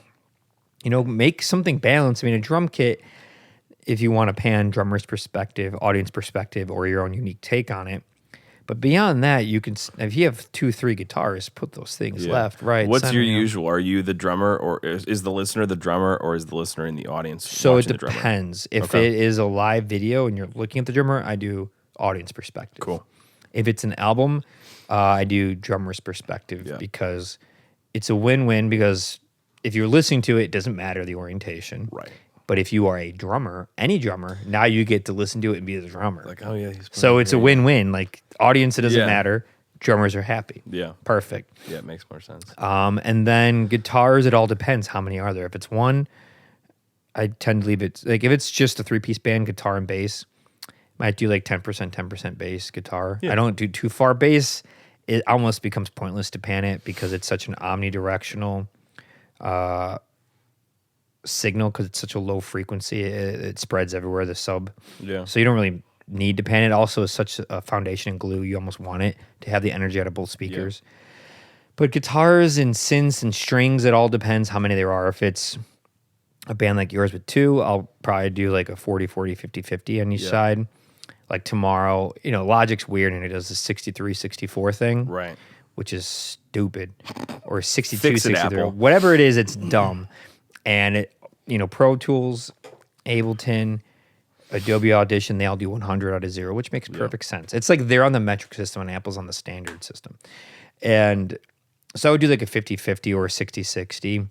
But it depends if one guitarist is like really very specific, all leads that are high pitch, and then one person's like really muddy rhythm, then now it might feel really off balance. If you do like really, it's very lopsided. So now I might still pan, but do like 30-30, like bring it a little more towards the center. Yeah, so it's not so lopsided. Right. Yeah. And if there's 3 guitars and one is rhythm, the other 2 are doing trinkets and stuff, like ambient stuff, things like Explosion in the Sky where there's 3 guitars, I'll do 2 like almost hard left, hard right, and then the rhythm more in the center, Have you seen them live? I have multiple times. Shit's magical. I think 3 times I've seen them. Wow.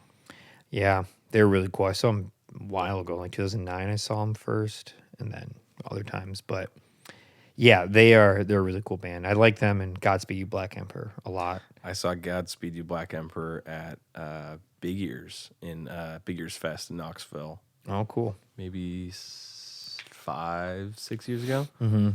It's just like walls of sound. It was amazing. So cool. I saw them at the Rockefeller Chapel at University of Chicago, which was unreal. I mean, this is like a massive cathedral, like 100-foot ceilings, wooden pews, Catholic church, just beautiful with the 4 projectors that had reel-to-reel, and the guy was doing it, and it was stunning. Like when they were hitting that one song that opened up the album, where it's like, do, and this is the drummer hitting the toms, that echo in that church, it was just you felt like the stained glass windows vibrating. I was like, this is awesome. More shows need to happen in churches like that. I agree. Churches. Or just like more interesting locations. Yeah, absolutely. Just like, yes, venues, obviously venues, but like every once in a while, or like, man, like even that could be cool, like for like live sessions and stuff. It's like, all right, we're going to have like an interesting location. Like we're going to do this one in a church. I mean, that's what I strive to do. Yeah. That's why when I set up in locations. different places, I'm like, I want to do in unique places. And then like the venue tomorrow. Yeah. We're not doing it on stage. We're not even having a show. It's within it. Yeah, maybe. Ooh, that'd be a good idea. Maybe Well, it kind of ends up being like a church. It kind of ends up being like La Bibliothèque, or I think that's what it's called. There's like a French, maybe they're French, I don't know, but there's a whole YouTube channel that does these like stripped down sessions of artists, and it's La Blagothèque. That's what it is. La Bibliothèque is the library, but it could be something like that, where like I think like Phoenix played like a set like in the middle of like this big courtyard, and there's like birds and everything, and like people walking around. That's the stuff I want to do. And it's like that. That's what I'm talking about. Yeah, it's That's cool as hell. What I'm leaning more towards doing are unique locations. Yeah, and like I think Idols did one. There's this really cool band that I've heard of once called Idols. Ha ha ha ha ha. Nice shirt. He's wearing the shirt. He's wearing the shirt. Yeah, for those that are listening, I'm wearing one of 3 Idol shirts I have. Love that band. But they did one where like they're walking through. I think they're just like walking around and playing, and it's just like cool. Like more stuff like that, where it's taking the song in a totally different way. Yeah, and giving it kind of new clothes. But I think like what we're doing on Sunday is gonna be cool, where it's like we're doing it like Love Circle, the Hill. Yeah, it'll be cool. I've never been there. How far was that from here? I don't know, but I know that I've been there, and it's pretty. It's pretty. Well, I'm excited. Then it's gonna be pretty hot. It's gonna be very hot. Got any umbrellas? Is it gonna be raining? No, just sun. Sun I'll just umbrellas. be sweaty. I'll just bring coconut waters. You got a little never cooler? really. I have a cooler. Bring a little cooler with some I've water. never really had use for an umbrella. No, I own an umbrella. not from rain. I've just never used it. Not when it's pouring rain. You know what? I agree with you. Yeah? The only time I ever use it is with the lady. Yeah. To be honest, I don't. I'm not incredibly chivalrous when it comes to that, I guess. No, it's like they want to use it. So I guess I'll use it too. Maybe it's because I'm clinically single, so. What does that mean, clinically single? We have to get into that. No, yeah, we do. What does that mean, clinically No, it's just single? I'm dating work. I'm dating my career, and I'm dating art. Yeah? No. Is this by choice? Mostly by choice. Yeah. Hard pivot. Why mostly by choice? No, it's just like I feel like I am so focused on the music that I find that any time that I would give to a significant other is like, well, I think I'll just keep working. And maybe there's discomfort in the whole dating thing. Is there? I think, big time. I have lots. Just noob. I'm a noob. What do you mean you're a noob? I just not dated a lot, so it's one of those things of like... It's easy. You just talk. What's up? You're interesting. I'm not. You are. Okay, I am. You're nice. Positive self-talk. He's a sexy beast.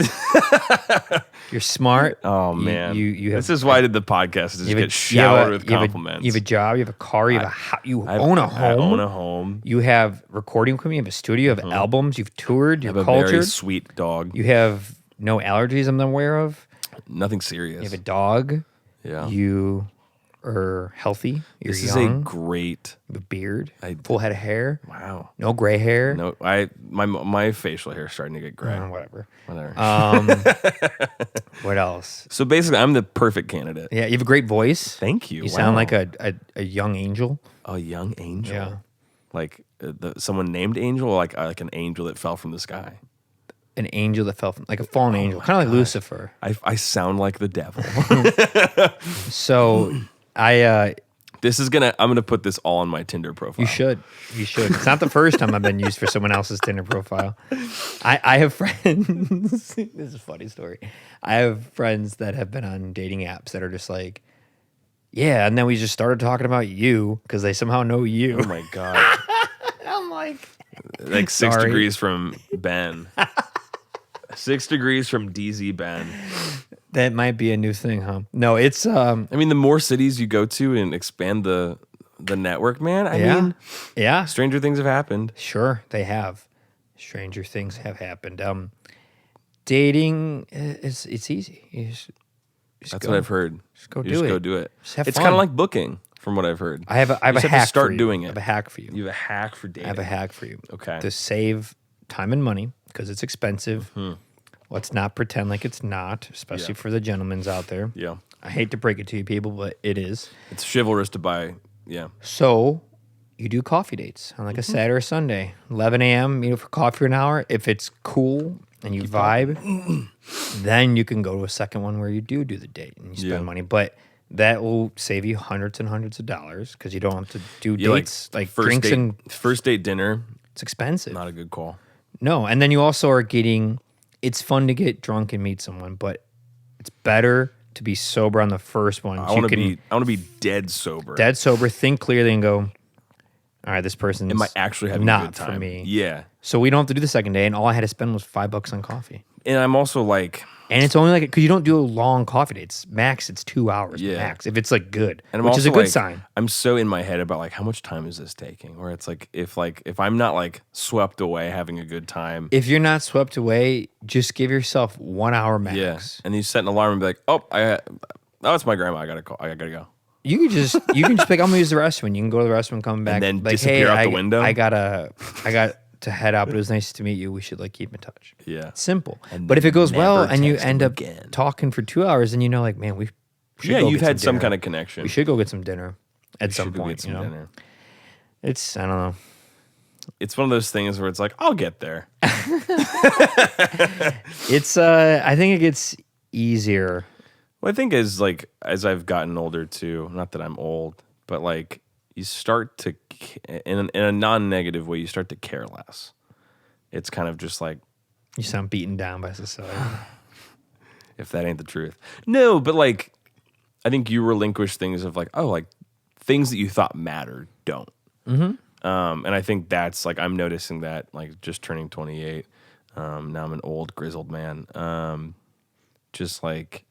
that stuff that used to bother me, like I'd kind of worry about or anguish about, it's like, that kind of rolls off my back a little bit more. There are new things that I'm anguishing about, but it's like, it's finding that, okay, are those things as important as old things that were important? So I think hopefully all that kind of evens out eventually and things become a little easier. Because it's also like, there's a certain amount of stuff that I'm working on in my own right. I don't want to bring someone into that. I feel carnival. You. That's what everybody I know says. Yeah. They're all just like, oh, I just got all this stuff. I got baggage. I don't want to give other people baggage. All the stuff I gotta figure. It's like, bro, then get a bigger suitcase. I don't have to tell you. Sure, and I think there's something to be said, and I think I don't want to become like the codependent of like, oh, this person like figured out my life for me, and then if that doesn't work out, then I'm lost without them. No, you don't want that. Yeah. Definitely don't. It's tricky. But what I've also heard is just like, when you know it's the right person when it's the right person. So it's like, just have fun until I meet them. It's like, let's take you down to Broadway Street tonight. Nope. Find you a honey with some boots. Nope. Come on. Nope. I'm not finding the love of my life down in Broadway. Dude, she'll be a Central European person with strangely red skin and blonde hair, even though 2% of the world's population has blonde hair. Wow. But she'll have blonde hair. And she'll have red skin, even though she should be quite pale. Don't worry. Wow. I got you. Just sunburnt from fried leather. Spending the whole day. It's like you took leather and just baked it and then fried it and then put it back on someone's skin. Oof. This is a terrifying person you're conjuring out. I have such a problem with like being a purist in too many ways that I should clarify why. I'm obsessed with the true center point of what makes something what it is. Yeah. No matter what it is. And when it comes to if you're heterosexual, when it comes to a lady, when I always noticed I was never really into like tan girls that weren't like Hispanic or African American or whatever, or Middle Eastern or Southeast Asian, whatever it is of having darker skin. But I was never really into tan girls where it was fake tan. Right. Well, it's just like the affectation in a way. And I was never into blonde-haired women because something always felt off about them, and not them, their personality or whatever, because they're just dyeing their hair's not blonde. Yeah. Very few people are actually blonde. Usually you have to be from a Nordic country, you have to be Scandinavian to have blonde hair. It's very rare to have blonde hair if you are not Danish, Finnish, Swedish, Norwegian, or maybe a little bit of German. It's very rare. I think the stat is 2% of the world is blonde. Yet I'd look all up and down Broadway. I'm like, why does everyone got blonde hair? Yeah, I mean, there's something to be said for like obsessed about blonde or unnatural. Whether it's, I just like natural stuff. Yeah, well, I think it's. I can't help it. And I long for a world that people don't feel like they need to do that. That's what I'm saying. So it's like, and because I don't fault anyone for necessarily being like, I don't feel comfortable based on like societal standards that I need to get this fixed, or I need to get this changed. Yeah. And it's like, I think that sucks that that's put on young women, young men to do that kind of stuff. I'm bad with this because I think people are just babies and they shouldn't collapse under the pressure. Yeah, personally, sure. And I could say that because I don't. Yeah, and maybe I'm a man. Yeah, and I think it may. But even the male pressures, I don't collapse under because it's like just do you. Just like who cares? Just and I think, authentic. and I fully support that. I do think it's easier said than done for some folks. It is. I don't know, and that doesn't make them like. I don't think it makes them. It's like weaker of spirit or mind. Just weaker species. No, I'm kidding. Yeah, yikes. And scene. I'm kidding. No, you're good. But I do think it's like, so this, I have an affinity for this idea of belonging. And it ties a lot with Safari Room's message and whatnot. And so we all, like, humans are pack animals. We want to belong. And no matter where we find that niche, we want to belong to it. And so, I mean, like, I watched it, in an odd example, I watched a documentary about flat earthers. And I have no issue with flat earthers in general. But what I have an issue with is kind of the manipulation of people when they feel ostracized. And it's like, oh, come here, we have candy. And then we make you feel really good about yourself. You also have a white van? Exactly. Right. So it's just like, but it's just. What was it, Doc? It's called. Were you convinced? Beyond the Curve. I was beyond the curve. Beyond the curve, and it's kind of a mean doc. Like the editor of the what documentary. Do you mean a mean doc? It's like is it for or against? Pro? I think or? it's just like, hey, here, what do you think about it? Is it like these are idiots or these are geniuses? It kind of paints them as idiots, which is too bad because like at a certain I'm not a flat earther. But yeah, they are. Yeah, sure. You said it, not me. Listen, but what I took from that movie is that like we all, like a lot of the people that were indoctrinated into the flat Earth community were folks who'd been lonely or ostracized from other like societal groups, and so then they found community, they found care, they found nourishment through these people. Whether it was through good means or bad means of just like, oh, I guess I belong to these people because I guess I can say the earth is flat. Sure. So I think for me, when it goes to like social standards, it's like, what can I do to belong? And what can I do so that I'm not alone? And so it's like, and it may be a distortion where it's like, oh my God, if I don't do this, I can't hang out with this group in school. And if I don't hang out with this group in school, I'm going to be alone forever. So it's all distorted thoughts, but there is that intrinsic idea of like, if I don't do this, I will be alone. There's a lot of stuff in between it, but it all centers around that pack mentality. Like, I don't want to be the wolf that's left out in the lurch while everyone else goes and has a good time or gets a meal or goes and survives and I'm left out in the cold.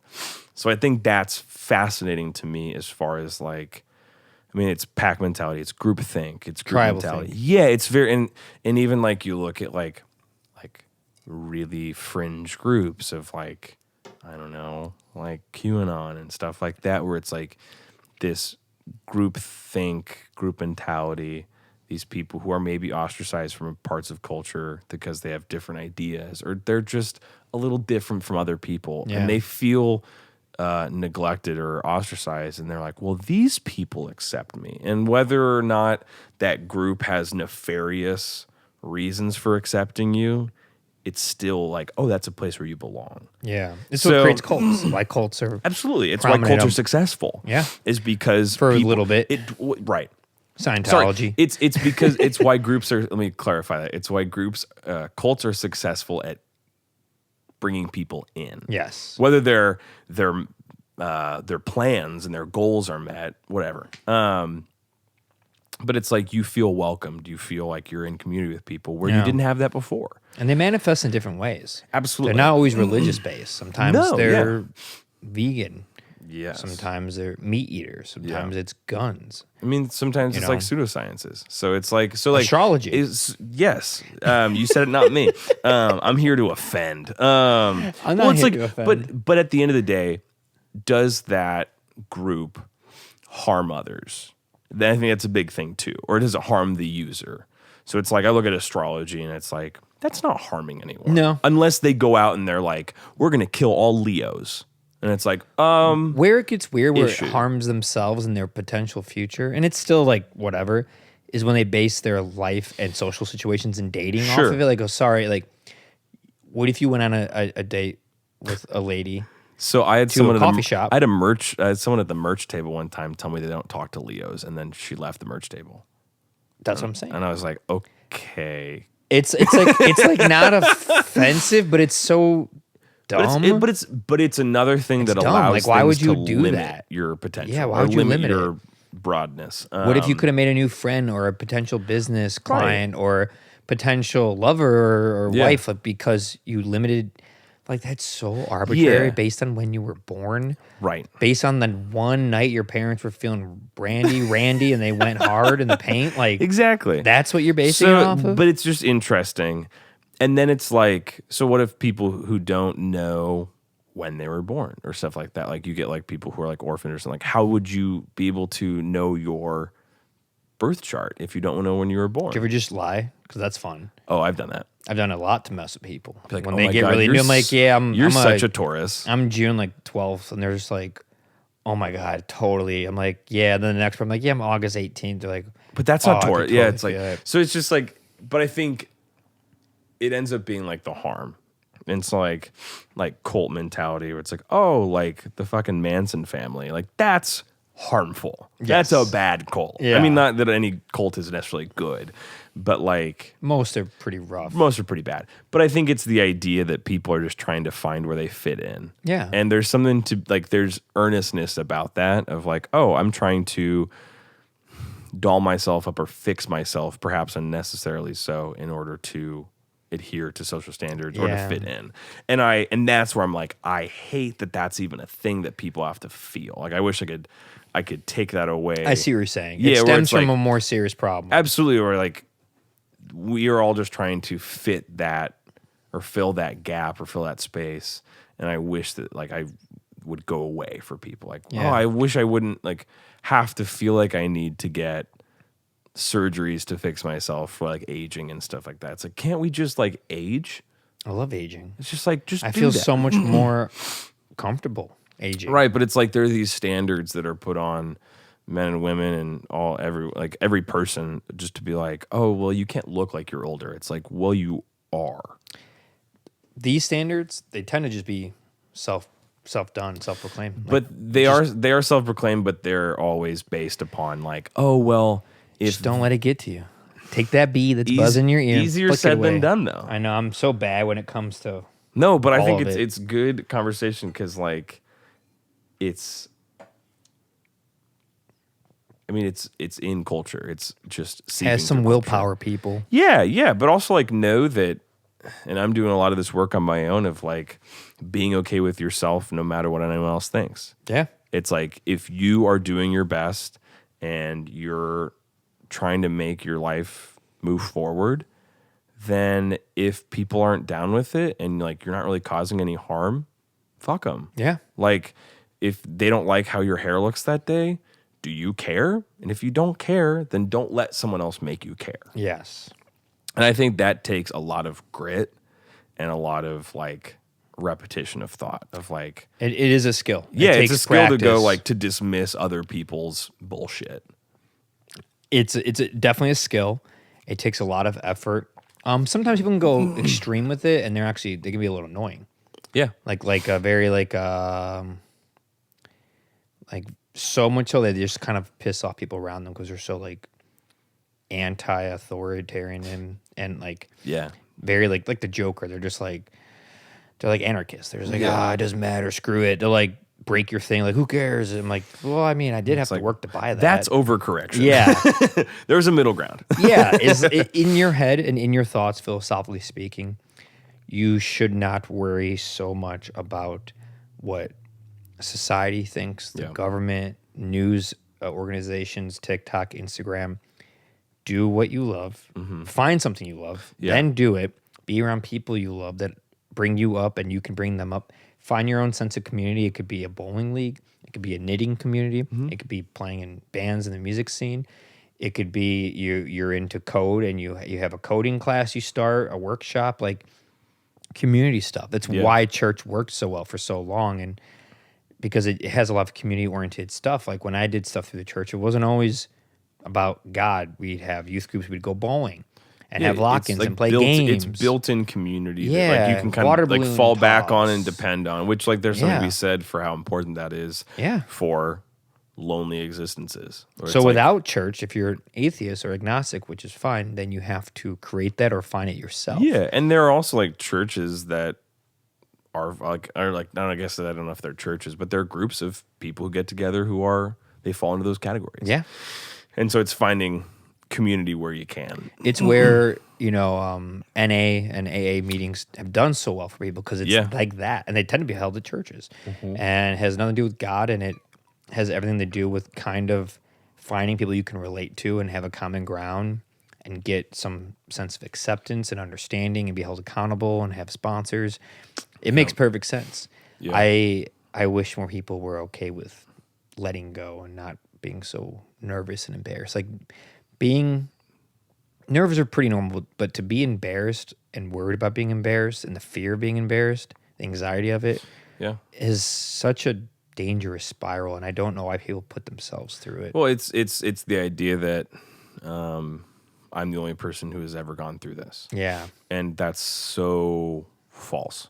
because like, I mean, I think it's in so many texts, but there's nothing new under the sun. Mm-mm. Like someone has felt like this before. And so it's like to think, and it's not necessarily narcissistic or like myopic. I guess it's myopic, but not intentionally so.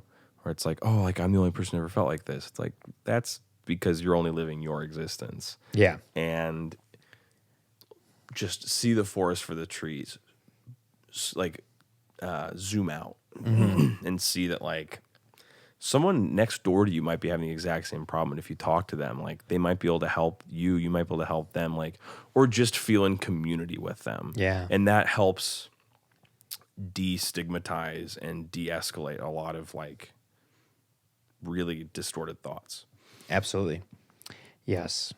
Yeah. And just putting yourself, the simple, put yourself in someone else's shoes. Yeah, absolutely. And even just talking stuff out like helps to like lose the steam in a lot of ways. That's like, how this podcast is for me. Yeah, it's a form of therapy. Catharsis. Yeah, absolutely. Just talking to friends, I don't feel so alone. Yeah. I had drinks with a friend of mine, Danny, the director of the documentary, and his buddy from LA, who's Pockets. Not Pockets. Not Pockets. Oh, Pockets. Are great. Not Pockets. This guy's the opposite of Pockets. Okay. He's shout out to Pockets. He's like doing his residency to be a clinical psychologist. Cool. So the opposite of Pockets. Yes. And he we were at the 95th floor of the John Hancock having drinks. Yeah. Him and Danny and I overlooking the skyline of Chicago, the beautiful spot. And we were talking about therapy, and I was like, I never spoke with a therapist, but every time I have a friend or anyone who talks about it, everything they tell me is exactly what I do with my friends. And he's like, to be honest, some people don't have friends, so a therapist is what they need. It's like, but if you can have a lot of issues, but if you have like close family and friends that you can talk to very objectively and you trust their feedback and you can tell them serious stuff and they can give you feedback and you can share that on walks, over coffee, whatever it is. It's like that might be all you need. Some people just don't even have that. And I was like, oh, wow, I'm pretty blessed. I have a lot of friends I talk to in serious ways. Absolutely. And sometimes it's like you don't feel like there are things that you'll talk about with your friends, but you don't feel like you can talk about some things. And so like where it's like, oh, but like that stuff is eating me up and I need to talk to someone about that outside of my social circle, whether it's you don't feel comfortable, you don't feel like you can trust them, even though you do trust these people. And I think that's also part of knowing yourself. Yeah. Of like, oh, like I'm living exactly the life I want to live. And like I get to like talk to my friends about it. But if there's stuff that's like kind of like in the back burner or stuff that you're like kind of it's eating you alive, it's like I don't feel like I can talk to my folks or like my friends or my family about that. It's like, well, then I got to talk to someone else. I talk to someone, yeah, because if it's eating you alive, it's like it's true. Yeah, it's true. I think that is a big portion of why you should do therapy. Yeah, absolutely. But so many people would not have to heavily rely on it or feel like it's the only scapegoat. They just had some friends to talk to. Yeah. That would take care of like 90% of everything. Yeah. But even me, like, I'm like, shit, like, I think about just like, oh, I don't want to be a burden to like my friends and like talk to them about my issues and stuff. If like, they're real friends, they won't be a burden. Exactly. But I think that ends up being more of my thing of like, it's like I can't get over the hurdle of like, what if I talk about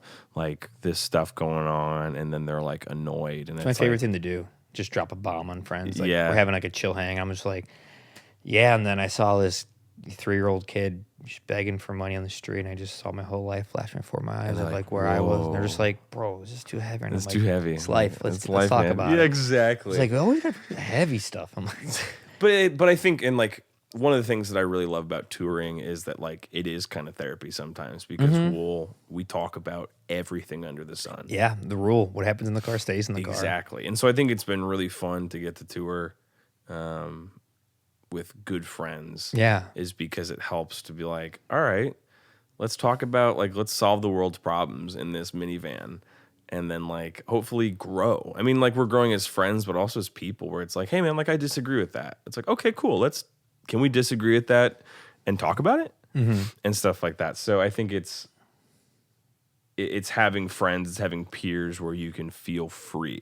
But I think there's kind of what your friend is saying, where it's like some people don't feel free to talk about with their friends about some things or anything at all. And sometimes people don't feel like they have friends. We're like, I know, like moving to a new city 10 years ago, I had no one.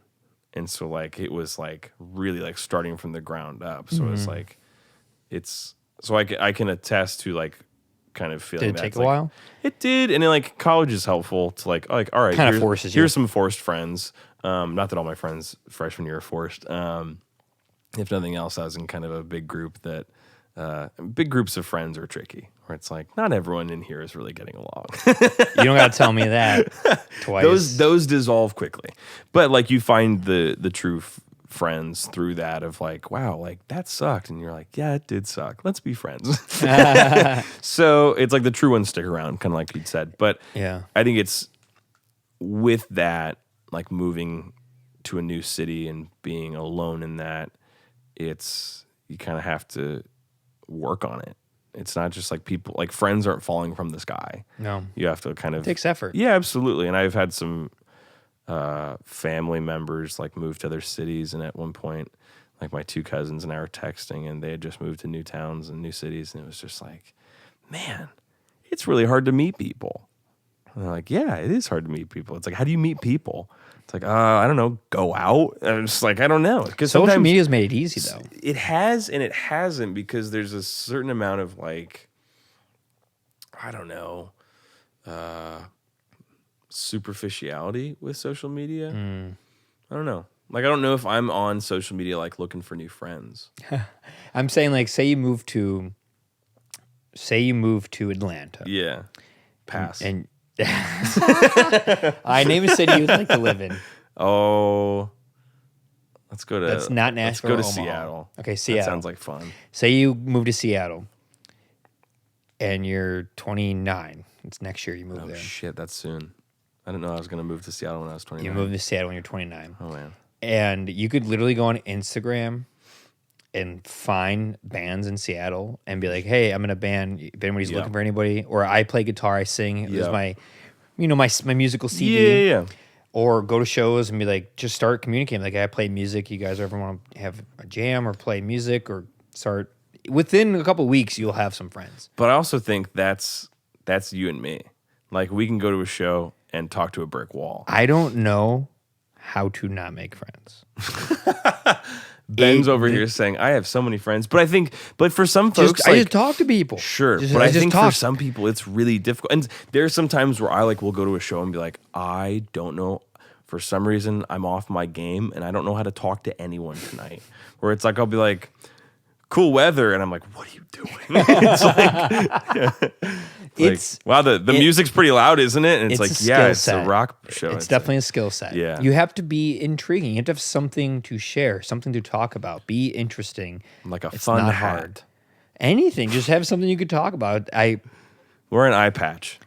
I used to have an eye patch. People be like, wow, it's a cool eye patch. But like, it's fun. It's just a conversation starter. You just talk to people. Everyone has their story. People are nervous. You just start conversation. Don't be awkward or weird. Don't ask to come in someone's yard. Yeah, that's a good advice. Don't be awkward or weird. Yeah. Don't go in someone's yard when they don't want you to. Oh yeah, don't walk down the street and invite yourself into someone's yard. That's bizarre. That's gated with a lock. It's gated with a lock, and there's a barking dog on the other side. Late at night, very strange behavior. This happened last night here. It was very funny. Very weird. Very fun. Yeah, just some fella thought he was getting the signal to come into the gate in my front yard, and my dog was barking at his dog. What do you think? I only could think of two. Maybe he serious was like, reasons as that's to the guy why. from Safari Room. And I finally made it where my neighbors are like, that guy is famous. Okay, so 3 reasons I could see someone doing that. First one is someone's famous. I'm famous. And I don't. Now. Yeah. Now you are, after last night. After last night. First one is famous. Second one is massive culture differences of how they communicate socially. Sure. Third one is some mental issues going on where they have a hard time. Like reading the room. Yeah, what people would call parts of autism. Just like don't read human behavior in the room and timing. Yeah. Like just bad at it. It was just a bizarre situation. And like, I'm going to think about it for years. It was weird. Like, I hope I see... Paint a picture. I'm going to paint a picture. Yes. So, Alec I mean, and we're just... you paint it. Yes, we're just Here, sitting... you paint. I'm going to use the rest of me. Okay, sounds good. Just talk directly to the camera. So we were sitting out on the porch of my home, and is Ben and myself, and a gentleman was walking from left to right, and he waved and said hi. We cordially waved. I actually said good morning because I wasn't thinking, and I thought it was morning, even though it was 10 o'clock at night. And so he notices my dog, who is a very loud blue tick coonhound, and he's like, "Oh, this guy's a legend." And I was like, "Yeah, he's you could probably hear him all over the neighborhood." And so he starts walking down my driveway. And as he's walking down my driveway, we're both kind of like, it's a weird direction to go when you're just walking past the house. And so he then proceeds to be like, can my dog come in and say hi? And both of us didn't realize he had a dog. And so he's looking for the latch on my gate, and multiple times I go, yeah, man, like my dog is very friendly, even though he sounds kind of scary. I was basically like, yeah, man, like he's like not good with new dogs. Like, let's just not. Like, I appreciate it though. Maybe another time. And then he kept looking for the latch on the gate. And it was one of those things where it's like, hey, like this is becoming inappropriate for you to do. And I kind of had, and like both dogs are barking at this point. So it's loud, it's confusing, it's weird.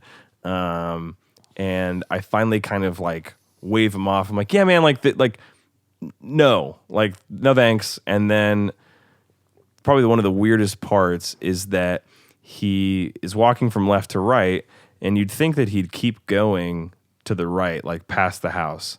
But he then turns around and goes back the other direction, like our house was the target or like the goal of the evening.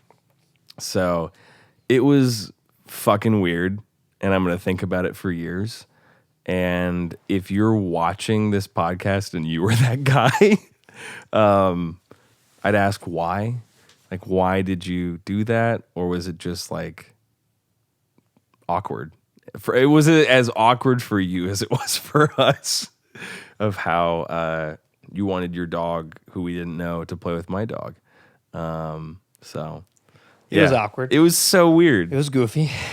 I love awkward stuff. It was like very that, random. I love awkward. And maybe he was stuff. just looking for a friend.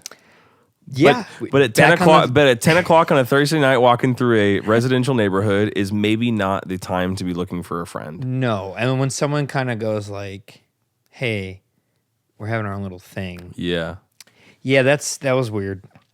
Yeah, yeah.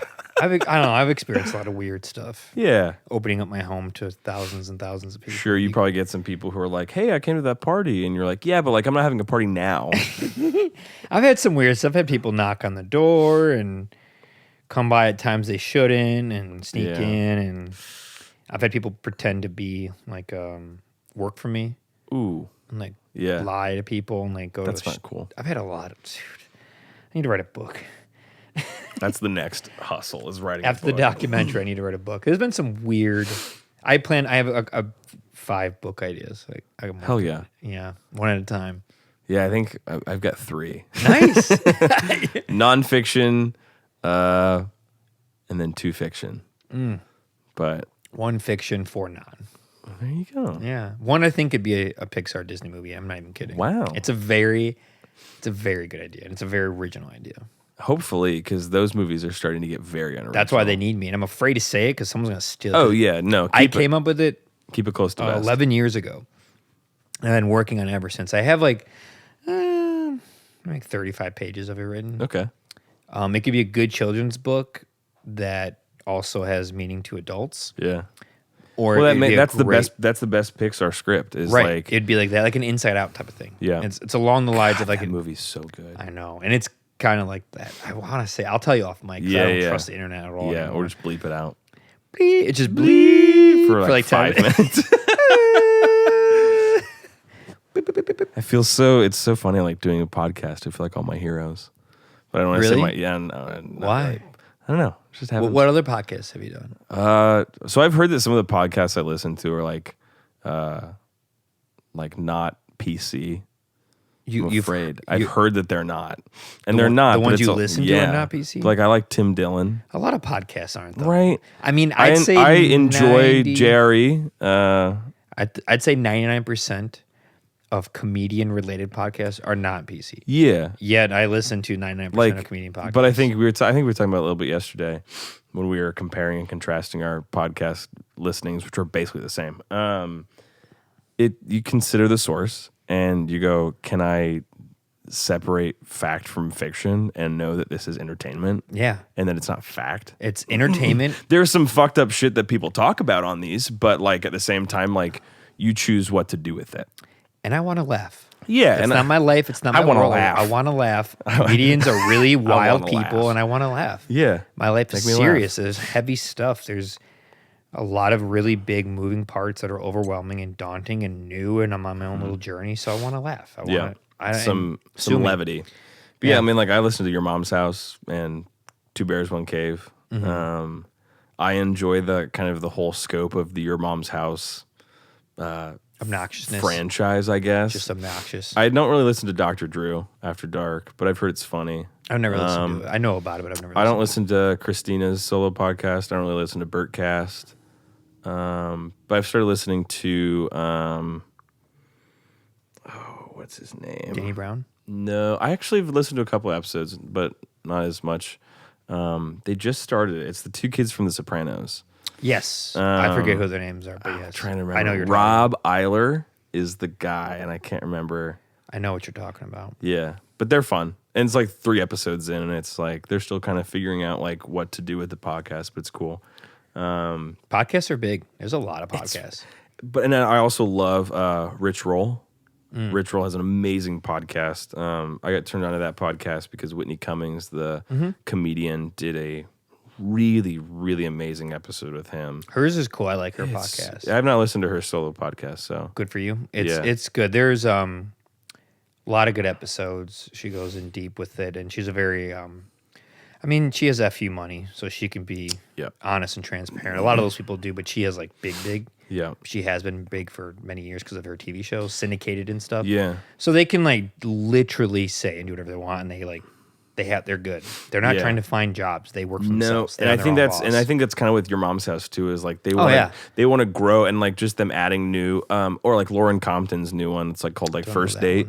They just added that under the purview of Your Mom's House, and it's like it's kind of Lauren Compton's a comedian, and she basically has a guest, and it's like, what would you like? What are your red flags? What are your stuff like that? It's fun. I do know who you're. It's cute. You're about, it's like, and I've been watching that a little bit. I think she's like very fun to watch interview because she's like very silly and like, but also has like very good questions and dialogue with them.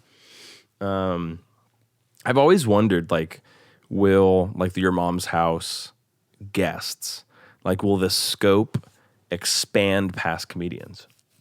It has. Because it has a bit, but I'm like... They've had musicians and doctors. Because I saw... God, what's his name? The musician who does like really funny...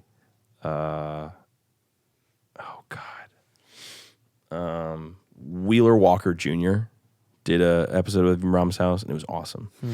I know who that is, but I've never seen it. Yeah. But I just wonder, I'm like, would one day I be able to go on Your Mom's House? Or like Your Mom's House adjacent show? So you're there. I'm on Your Mom's House. It's the biggest podcast in the world. But it's also like, I don't know if because I've had some friends be like, I don't know if you want to like tell people you watch those shows. And I'm like, I like what I like. Millions of people watch those shows. Yeah. But I'm like, I don't know. No. Rather, let me change that. Millions of people subscribe to the show. Subscribe to it, yeah. But tens of millions watch it because not everyone subscribes. Exactly. I don't subscribe. Well, I think I've subscribed, but I don't like pay for it. Right. I'm just saying there's a difference. I don't mind the ads, you can watch stuff and not subscribe, or you can subscribe. All subscribing does is give you that stuff feed just right away, directly. Exactly. It's like following a band on Spotify, which if you're interested, you should follow. Shameless plug. You should follow Safari Room on Spotify and all the Instagram and Facebook and Twitter. OnlyFans Even OnlyFans? No, not yet. I saw a race car yesterday. They had a bunch of race cards out on Broadway because of the Indy race tomorrow. Yeah. And it was really cool. But one of them, the main sponsor was OnlyFans, and it was cracking me up. I was like, who's driving that? They can't show. It's on their OnlyFans. OnlyFans is just a naked race car driver. I can't wait for that bubble to blow up. It's gonna burst. Well, I give it like 5. But I'm like, years. Good for anyone who is making that hustle and making money. So, yes and no. No. Yeah, yes, because I agree. Do what you want. Freedom. Mm-hmm. I like to do what I want. I do what I want. You should too. I'm all for it. Mm-hmm. I'm not against that. Yeah. I'm not against anyone's freedom of speech or expression or what they want to do with their body. So that's the yes, of course. The no is I'm afraid of the ramifications of doing that psychologically, sure, on a singular level and on a social level. That worries me because these are young people who are very attractive, and I don't know if they realize fully what happens when you can't keep using your body to make money at 40. Sure, or even 50. It's like when it's out there. Or when it's out there, and now, it's no joke. Yeah. So, yes and no. We've yet to see the full extent of what, because OnlyFans is what? A couple years old? A few years old, yeah. There's not much longevity in it, and I hope that they don't put all their eggs in one basket. Sure. Because if you're only getting by, if you're skating by on your looks, you're up for a rude awakening, especially as a woman. Sure. It gets pretty rough there in your 30s and 40s. Yeah. As far as the way people are going to perceive you or care about you. You need to be top criminal dogs of the industry of Hollywood, music industry, for anyone to still be like, yeah, you're getting it. Right. And people will talk the talk all they want, but they will not walk the walk. People will say body positivity. Oh, yeah, go get a girl. You're older. But, like, they're just saying it. Mm-hmm. Young men don't. Yeah, they still want a person their age that's attractive in it. Yeah. So, like, I mean, we're saying it, but it doesn't mean it's actually real. I just think like it's just a fascinating thing of like OnlyFans being like anyone can do it. It's like that's kind of like the thought, and it's like wow, like it's as accessible. I don't know if this is true, but like as like the music industry of like anyone can put their music up there. It's like with OnlyFans, it's like anyone can put their content up there and have people pay them to see photos of their feet. Sure, and so it's like.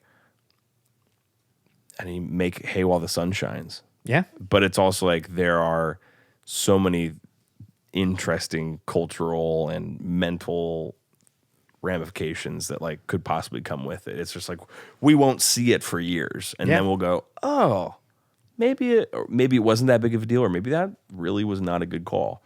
I'm going to lean towards not a good call. Yeah. But Safari_room is where you can find us. On Instagram, Twitter, Facebook. Website is www.safariroomband.com. Was Safari Room taken? Well, I don't know. I don't think I looked. I think I just did. We're on Bandcamp. You can buy. Where all of our stuff is on our merch site through our website.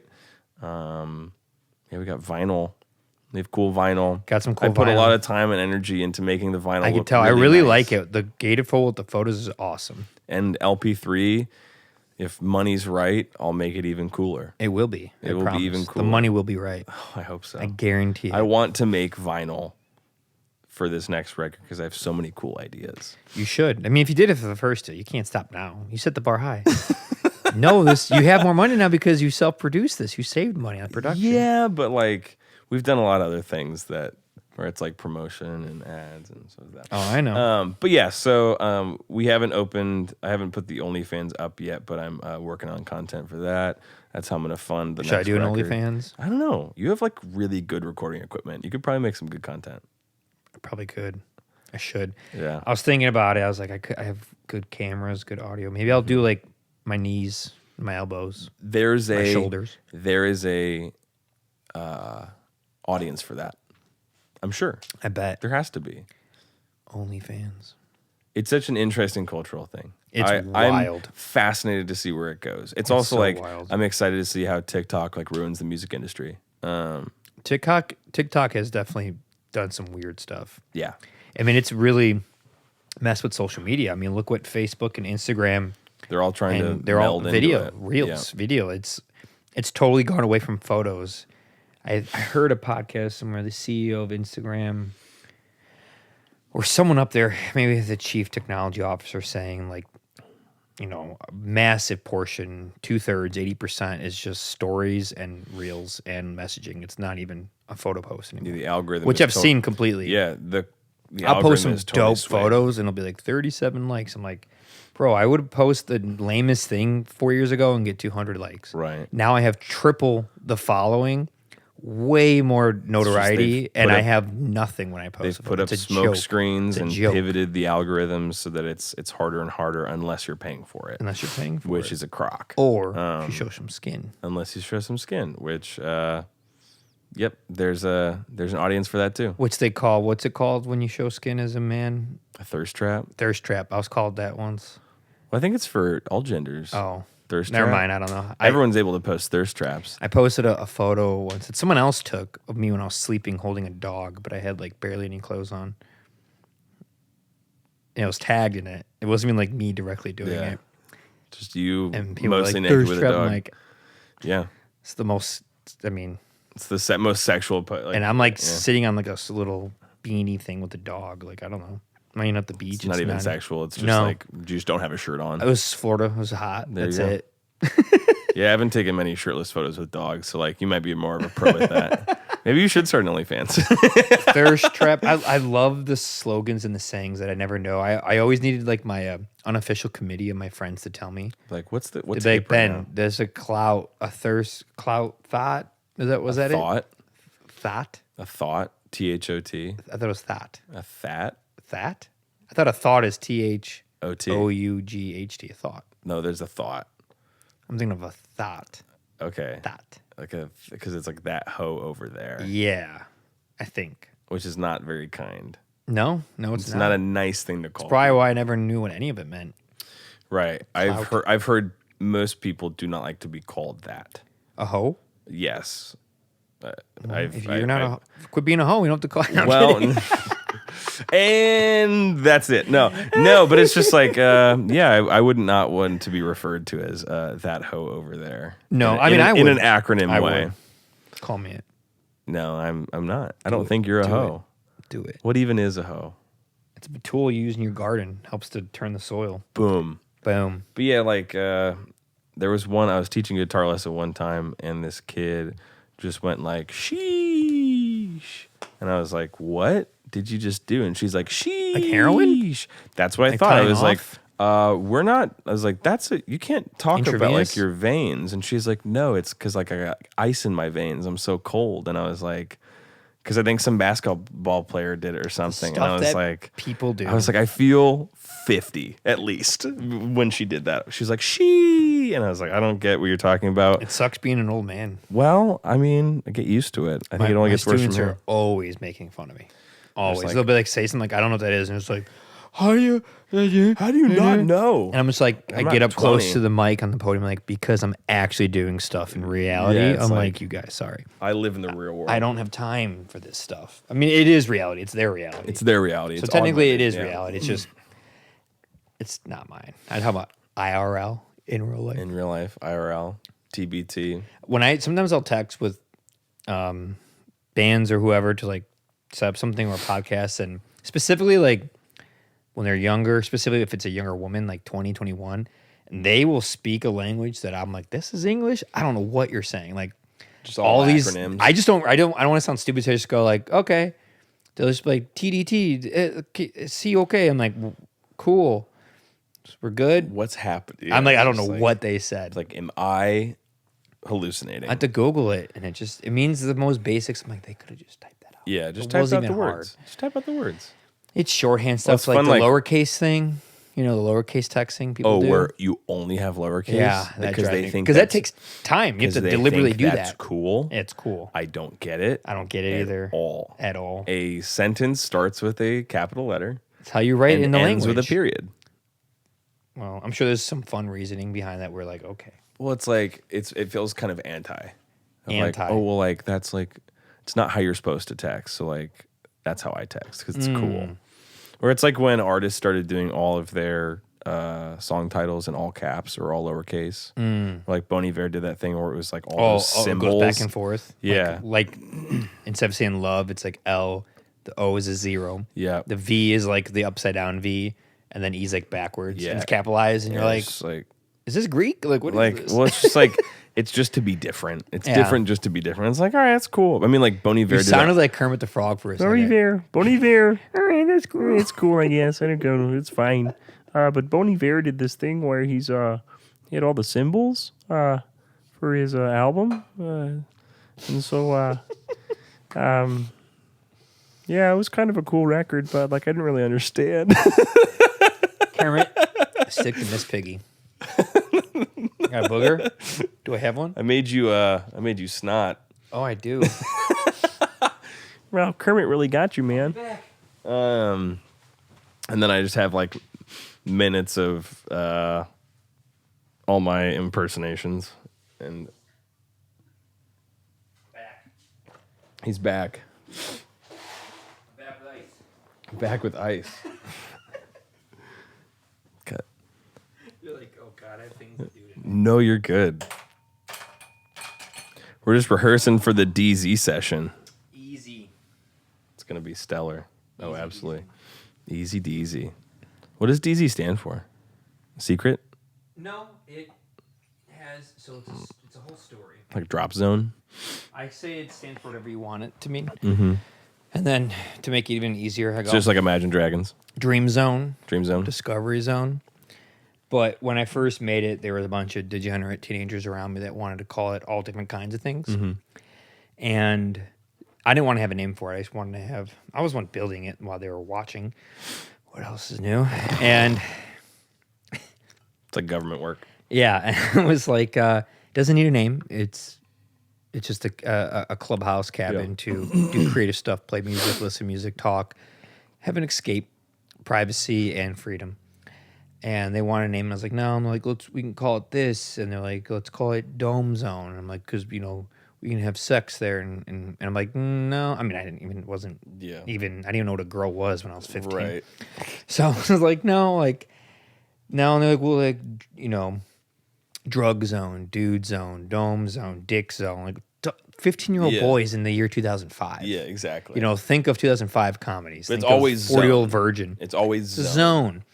And I was like, just easy. It wasn't like Deplorable Zebra or something. I like that one, though. Deplorable Zebra, that badass zebra. No, I was just like, just easy. Draconian Zinfandel. And I cut it off at it's just easy, and it really means nothing.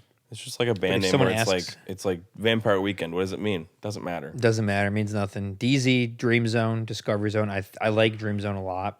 Mm-hmm. In that place, all of my dreams have come true. Literally all of them.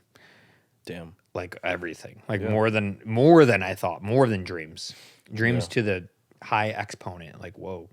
So that's why I like Dream Zone or Discovery Zone. I discovered so much about my life, human existence, people, different creeds, religions, ethnicities, backgrounds, financial backgrounds, music, art, food, culture, travel, religion, the endless conversations. I mean, that place was very popular for people to hang out. Mm-hmm. Just the cabin itself, forget the house and the studio and the fest. Yeah. This predates that from 18 years ago. Yeah, but it blossomed from that. It blossomed. That's where it all came from. That's why my friend group was so big, because it was one of the, if not most, like popular place to go to and or hang out in the southwest suburbs of Chicago. Yeah. From like 2005 to 2015, 10 years. And then my parents left, and I lived in the house with some roommates, and we all kind of stopped hanging out in there.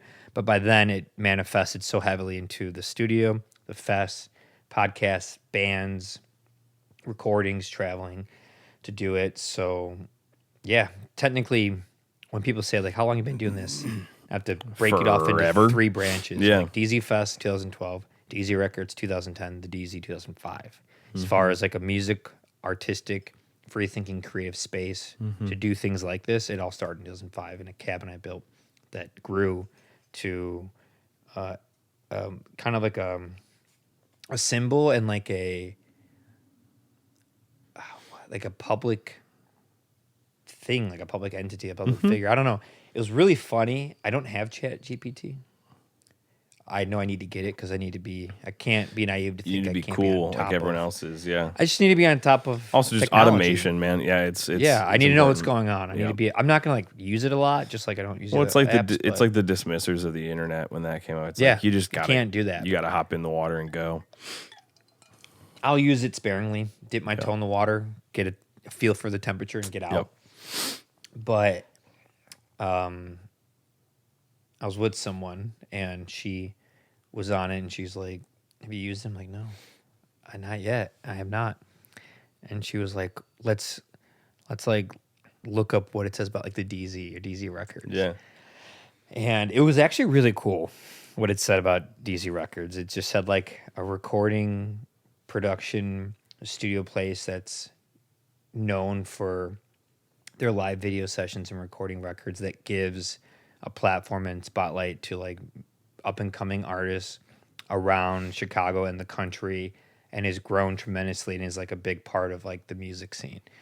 And that's what ChatGPT said. And I was like, press kit. I was like, dude, whoa. like that's like that, and that And it was I think is a cool. big thing of what ChatGPT is. It's like, write me a bio about DZ Records. It was cool. Done. It was weird. And then I've done she the same went thing with further. Safari Room. It's cool. You done it too? I did. Okay, it's Yeah. cool, right? It's fun. And then I she had went to like further train it a and little bit messed because me it was up. like Bill Frith and Stephen Marcus are the lead singer and background vocalist for Safari Rumors, and it's just like, nope. It's gotten good. But like once you tell it like that's not it, it'd be like, oh, I'm so sorry. Let me figure it out.